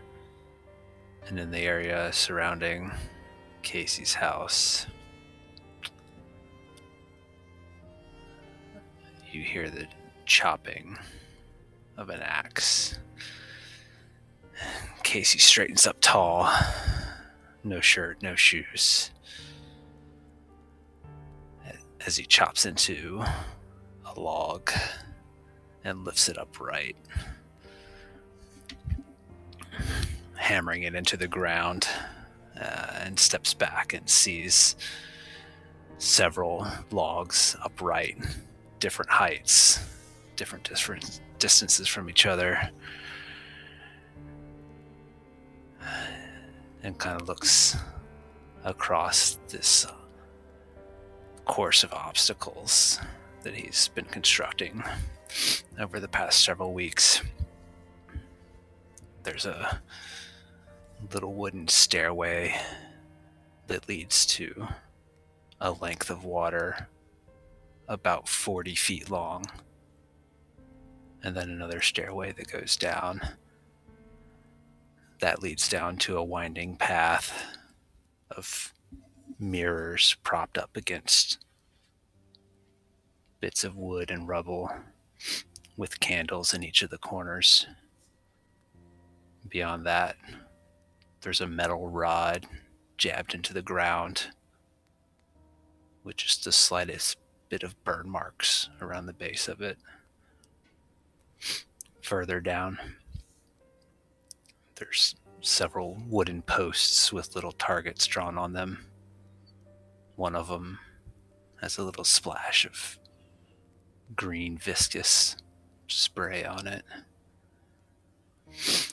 And as he straightens up, he grins and heads back inside to the house.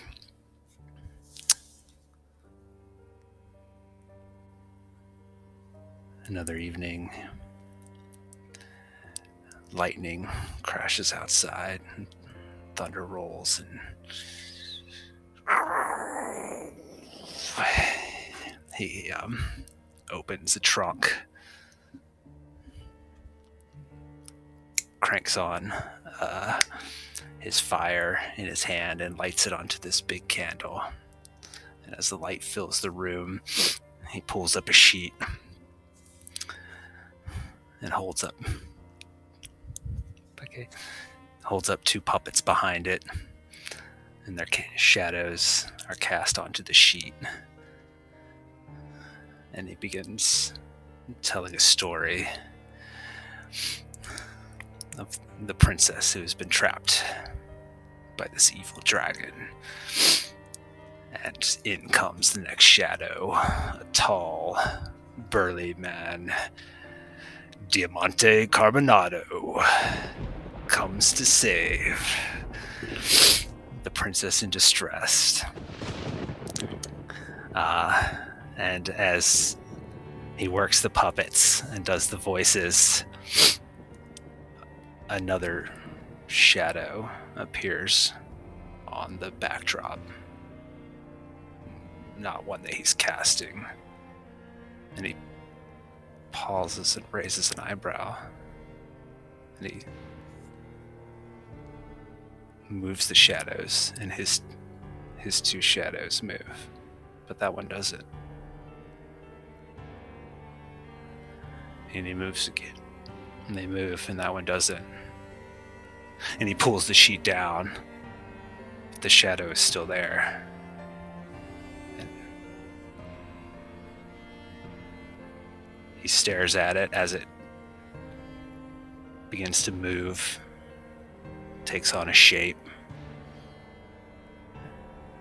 And then the shadow swiftly darts out the door, and Casey runs after it, kicking his way through the door as the shadow runs into the obstacle course. Casey runs up the steps. Lightning crashes again as he leaps over the 40-foot gap. Doesn't make it. Falls and hits the ground and rolls. As the rain starts to come down, he waves his hand across the sky as he rolls by, and the rain moves with it so that not a drop hits him. He spins up into a crouch, darts after the shadow again as it moves into the winding path of mirrors. As he darts between each mirror, he just catches himself, the reflection of himself in each mirror, and kind of grimaces as he moves to the next one, sees himself again, shakes his head, and moves on to the next obstacle. As the shadow runs around the metal rod, he reaches his hand out towards the rod. Lightning crashes in the background. Doesn't hit the rod. Doesn't come from him. He runs forward, the rain cascading around him, not a drop on him. And as the shadow runs between the wooden posts, he runs, cuts to the side, dives towards it. And as he jumps to grab the shadow, he hits the ground, rolls to a stop, lays face up, and just smiles. And then the rain breaks through and just soaks him as he lies there, smiling in the storm.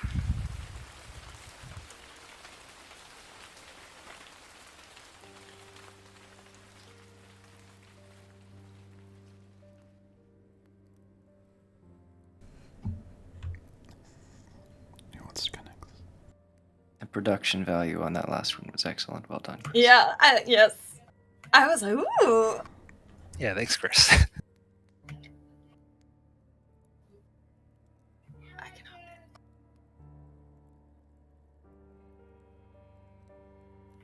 Araya climbs up the rocky side of a hillside just outside of the town, coming to a small sanctuary, a pond, set just far enough away from the town that it becomes something like a sanctuary to her. It's nothing like her temple with its impressive walls and gleaming mosaics, but it's just a pond framed with rock and trees. And she steps into the water.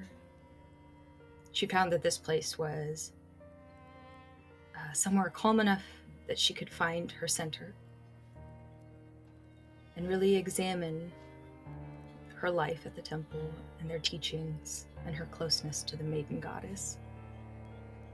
As she steps further and deeper into the water, ripples around her of gently gleaming light fill it and sort of cast a luminance in the small shaded glade. The cold of the water seeps into her and the calm of that peace, and it lets her reflect inward, finding within her light and warmth. That time away and that solace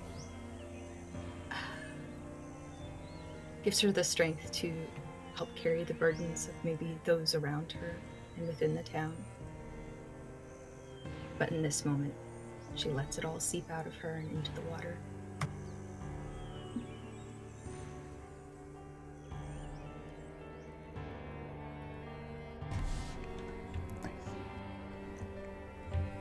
Who wants to go next?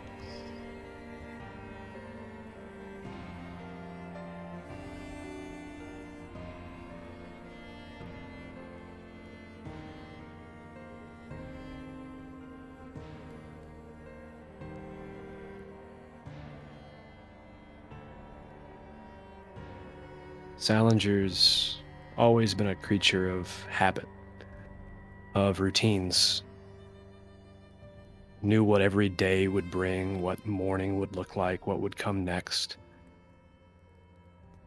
what tasks there were to do, how the day would wind down and end. Repeat again and again and again. Took solace in that. The neat order of it, how everything fit in this sleepy little town that bored him to tears, but it was home. He understood it. And that routine was shattered. But he found a new one, following others searching around town day after day. The monotonous tasks of the docks, or to shut up for shows, or to go to classes, were replaced by looking for some sign, some evidence, anything of the missing pieces of the puzzle that had been his entire life. Sometimes you'd follow Seifrid, Shalati, Ez's mom, anybody still looking, still hoping. And there was some strange sense of hope that actually came from finding the mayor's remains in the ruins. There were pieces of someone, maybe anything. There's one place he just couldn't look. Weeks passed helping everyone else, trying to find anyone that he could, but he couldn't go home. He'd sleep on the edge of the docks or crash in one of the booths of the Wanderlust, or anywhere but opening that door and seeing what was behind it, because a part of him knew exactly what would be there. The mess of a life that he'd been always ready to clean up. The chaos left behind from his mom's studio, bits of sheet music scattered around, dirty dishes. She was too focused on other things she had to do. Her dad's old slopped boots and overalls just slung over a couch. And if he went in there, it would be done. He'd clean up one more mess, and there wouldn't be another one. He would have to close that chapter of his book. But he'd looked everywhere else after almost a month, helping other people, ignoring his own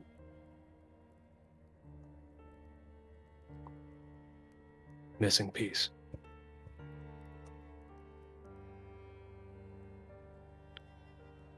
So he asked for help.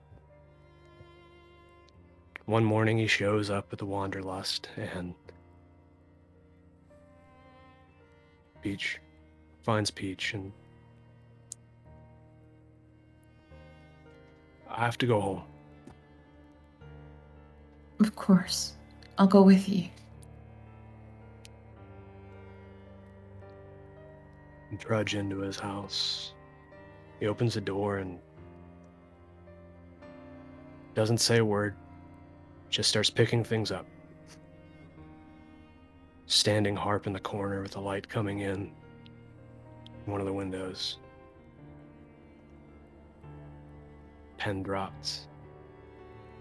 Scratches of paper, little drawings, little folded lanterns and sculptures, little messes, little pieces, old food.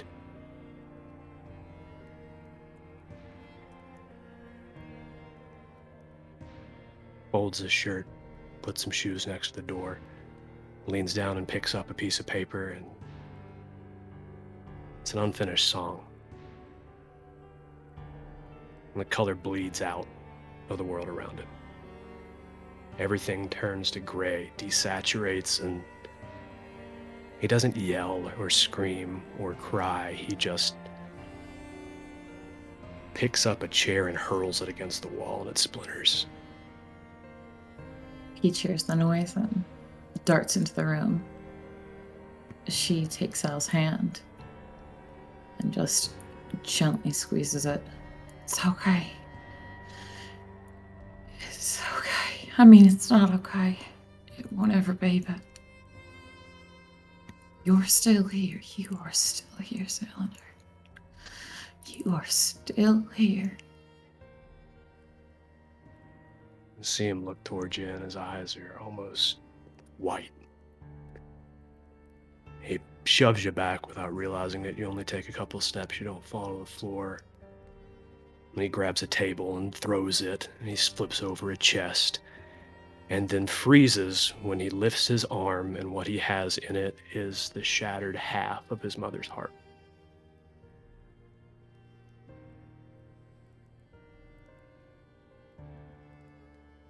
Then he comes back,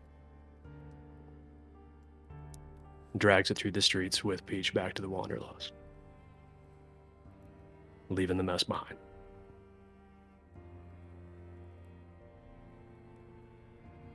After that, the routine had to change.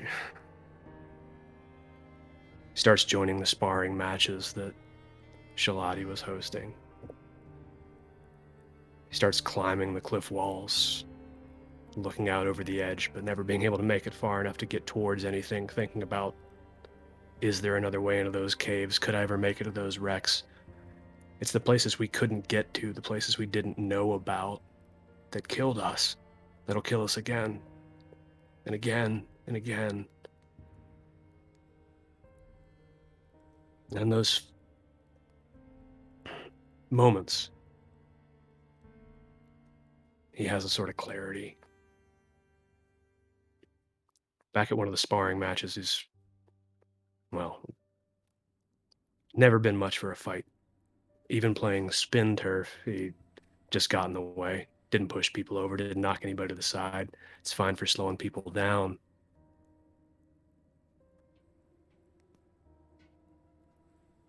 But other folks fighting said it was just going to get him killed if he would never take a swing. So he just kept getting hit. Quarterstaff to the head, kick to the knee, punch to the belly, sock to the jaw. Every time it got a little easier, hurt a little less. But he kept pulling his punches whenever he'd swing back.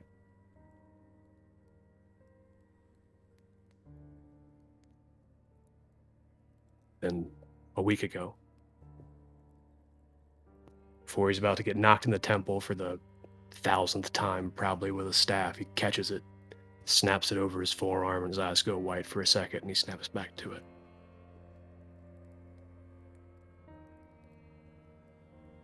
Person on the other side. That could work. I think we just have one person left.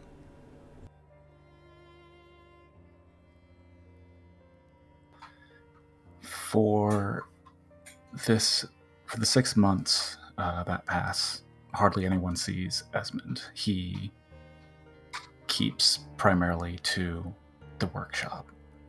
The few people that do see him note that he has dark circles under his eyes. He looks miserable. In the first few weeks following the attack, he spends a majority of his focus crafting and developing working clockwork prosthetics for the verdict. Simultaneously, he is also studying the verdict's clockwork rifle. He's taking it apart, putting it back together, taking intricate notes on the design and the mechanics of how it operates and what it requires to function, hoping to find some kind of inspiration that would allow him to pull the prosthetics together, because every design that he develops falls apart. The springs don't hold together. The prosthetic doesn't sit comfortably. It lasts for a day before malfunctioning.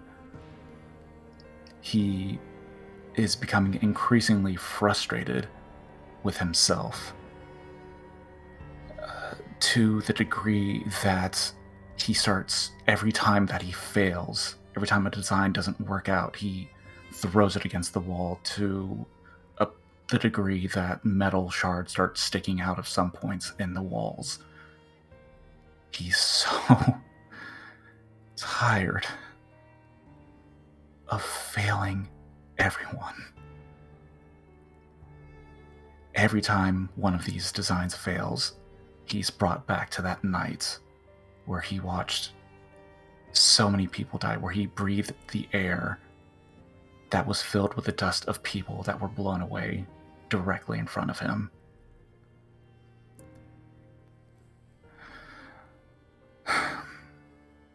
A lot of nights he doesn't sleep. When he does, he's woken up abruptly by Gwen coming back home before she leaves shortly again.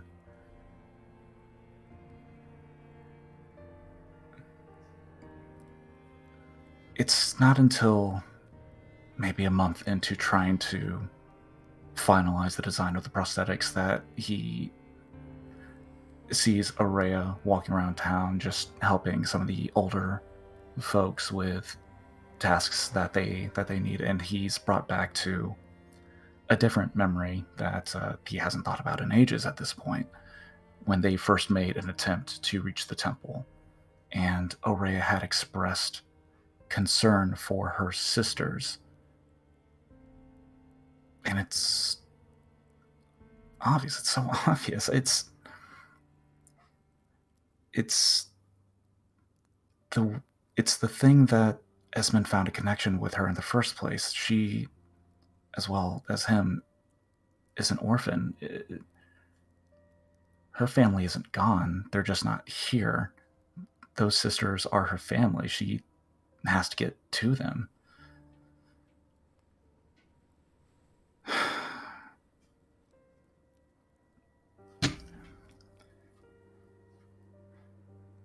Esmond settles, and he begins reviewing all of his old designs again. Encouraged by the idea that he doesn't want he doesn't want to experience anything like the night of the village attack again, but just like anyone else, Araya needs to see her family. So he sits down and he reviews all of his old designs, every schematic, every blueprint, even the ridiculous ones that didn't make sense. He pulls it all together. This spring can fit here. The metal here can be slimmed down, shave off a couple of inches. If you move the screws over just a couple of centimeters, what effect does that have?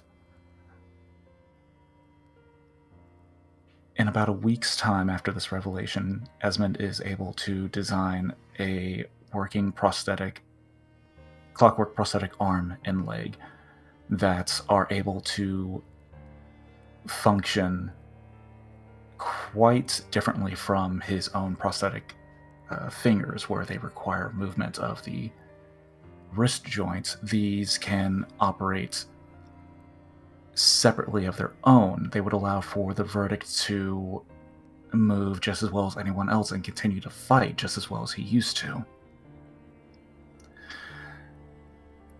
Taking these designs as well, he realizes that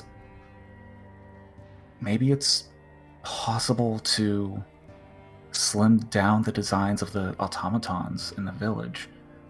Maybe he can rework the compasses to reorient them to the new north, as he's been calling it to himself.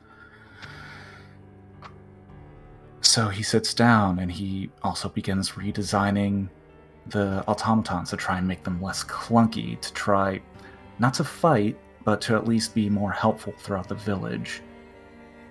So hopefully, at the bare minimum, they won't bump into and drop people's personal belongings. But that's not enough. The verdict is up and running. The automatons are slightly more functional than they used to be, but he can do more. It's not until sometime after he has completed the clockwork prosthetics that he's looking over the old tome that he took from Terdian's office. He hasn't looked at it since the night of the attack, and he towards the back end of it, he notices that there are notes, scribbles of descriptions of magic, of different schools of arcane study. I don't know how he missed that before, but okay. There are notes here about building a tool to focus, to help those focus and recreate arcane abilities that don't have an innate ability to create their own magic. It requires some supplies that he doesn't have, but fortunately he's able to. He asks Ava and is able to come away with a scrap of some wood, but it's not enough. There needs to be more to it. He studies the book more, and he determines that he can expand on this wood. He can, of course, something that has been touched by the arcane would obviously make an excellent focus for more arcane abilities. He takes the shield that was used to block the giant pudding chicken's lightning blast. He takes the wood. He takes the metal tuning forks that were attached to it.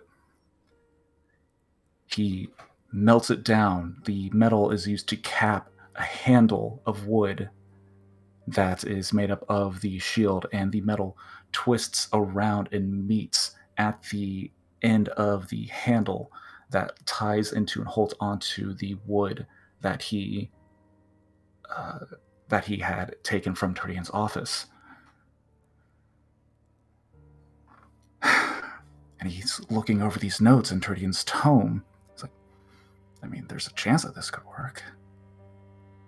Let's see what happens. And he extends his hand and he holds the wand forward, and he tries to summon what he's done thousands of times before. He summons the shocking grasp, and as it travels to his hand, as it usually does, he tries to focus it into this wand, and as it does, the energy surges on the end of it, and from the outside of his workshop, a flash of blue light fills all the windows, and a tearing sound roars through his home. Cut back to the interior, and he's fallen on his ass, the end of his wand smoking as charred wood has torn through the walls and ceiling of his workshop.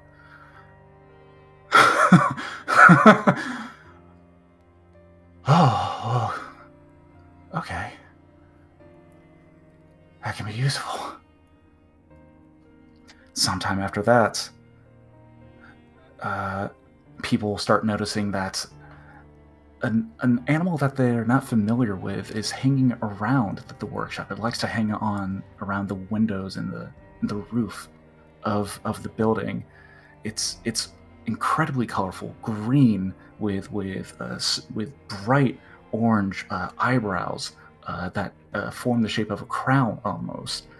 And no one can get close to it, but it likes to travel in and outside of the workshop. But no one ever sees where it goes outside of that. And finally, within the last month of the 6-month time skip, in the center of town, people find every morning when people wake up, they find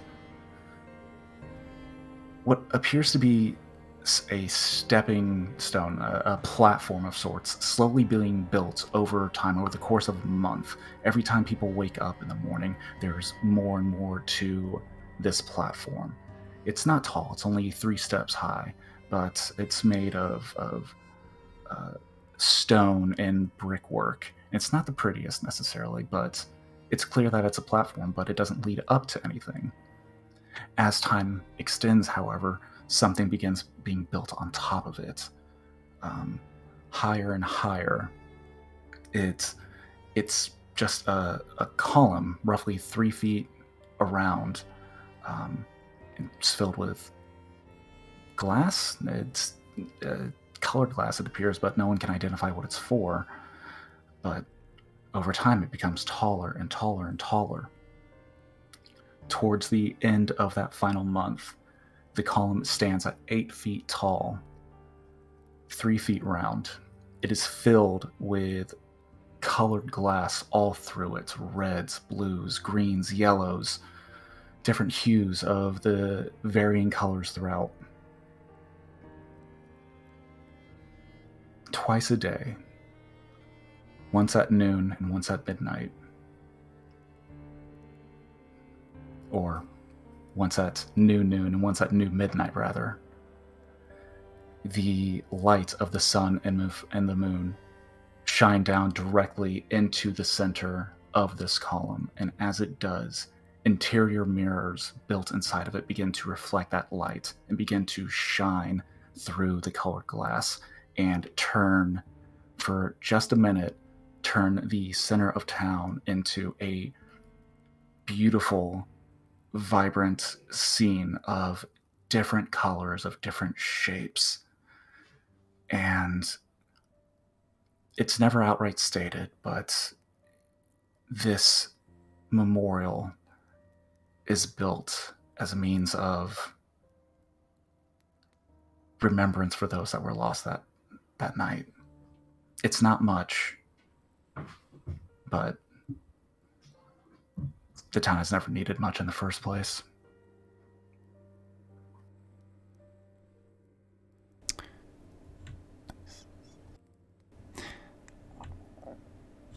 There's a day, 2 seasons since the Battle of Shepherd's End. The spring was cold, the summer was mild, the chill came early, and by the beginning of autumn, snows have already begun. The sun doesn't set until the 9th hour of the evening now, and rises by the 3rd hour of the morning.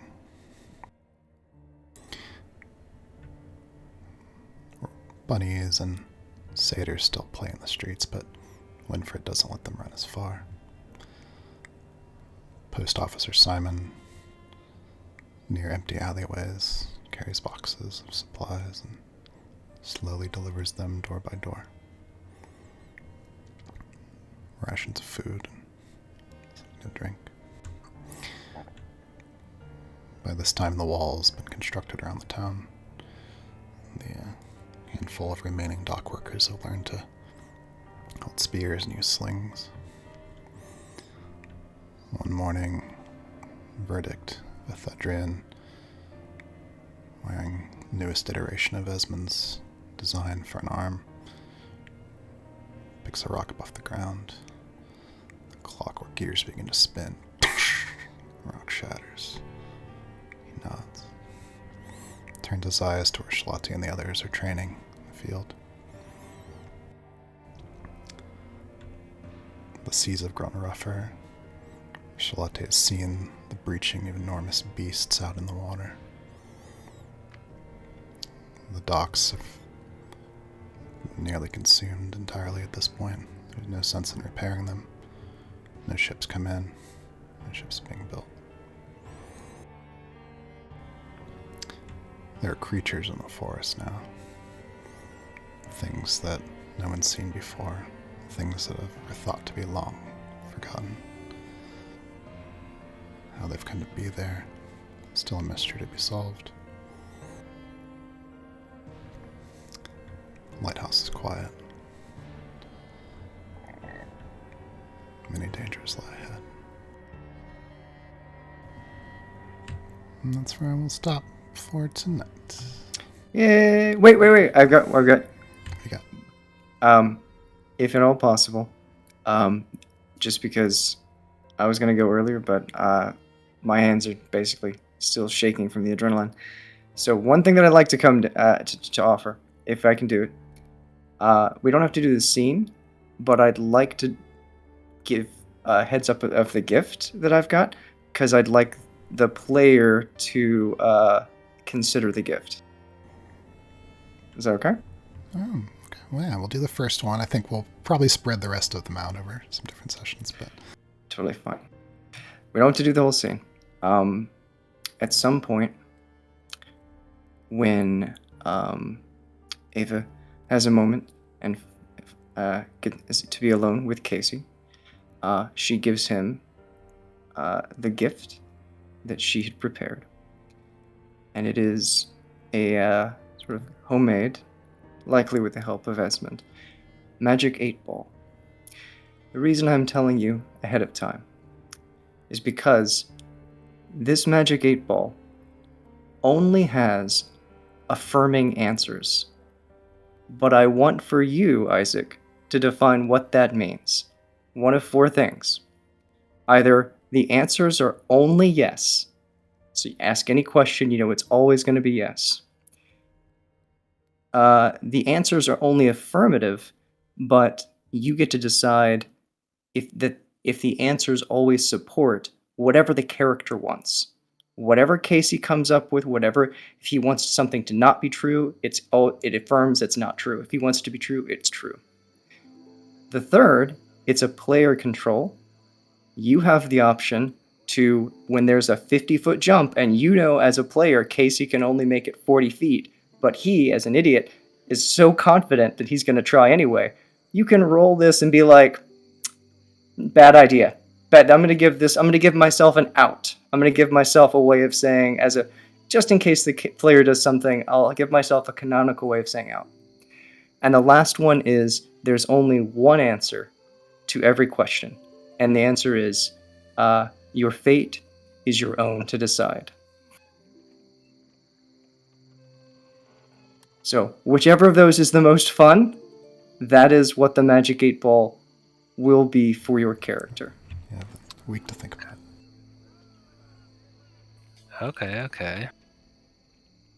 Yeah. Just giving Casey a conscience.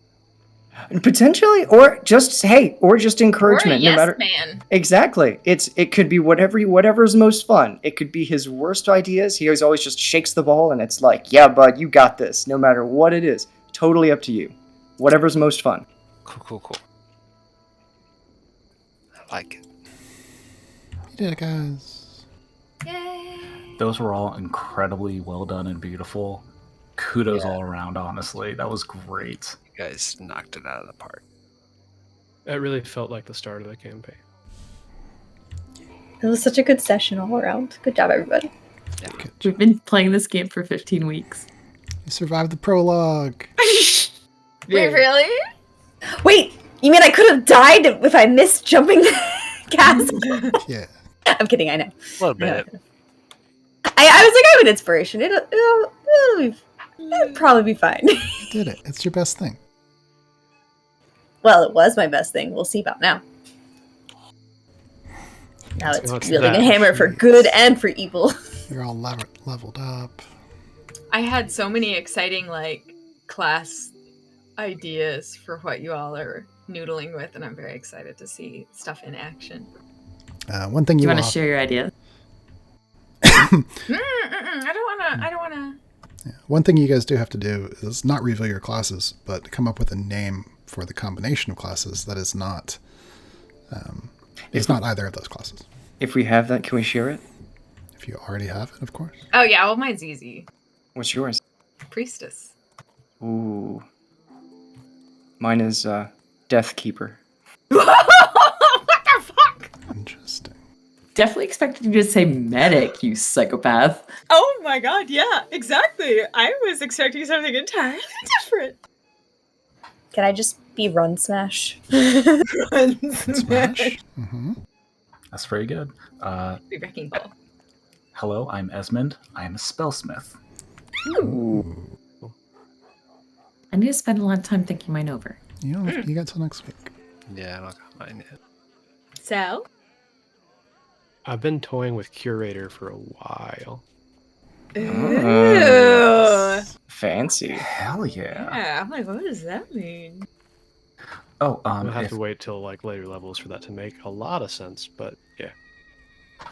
if everyone would run over to the session GIF reactions channel, I have shared what Oh, baby! what It's so the cute. what the bird looks like. That's such a magical bird. It is a horned sun-gem hummingbird. Oh, No, it's that's a so pretty. hummingbird. The given name, Peter, Horatio, Sun Jim. Esmond? Sunjim, His name is Zephyrus. Zephyrus. Cool. Zeph for short. Like a little breeze. Nice. It's really cute. Shoot, why didn't I pick a class that has cute shit? Oh, I chose to make it cute. It didn't have to be cute.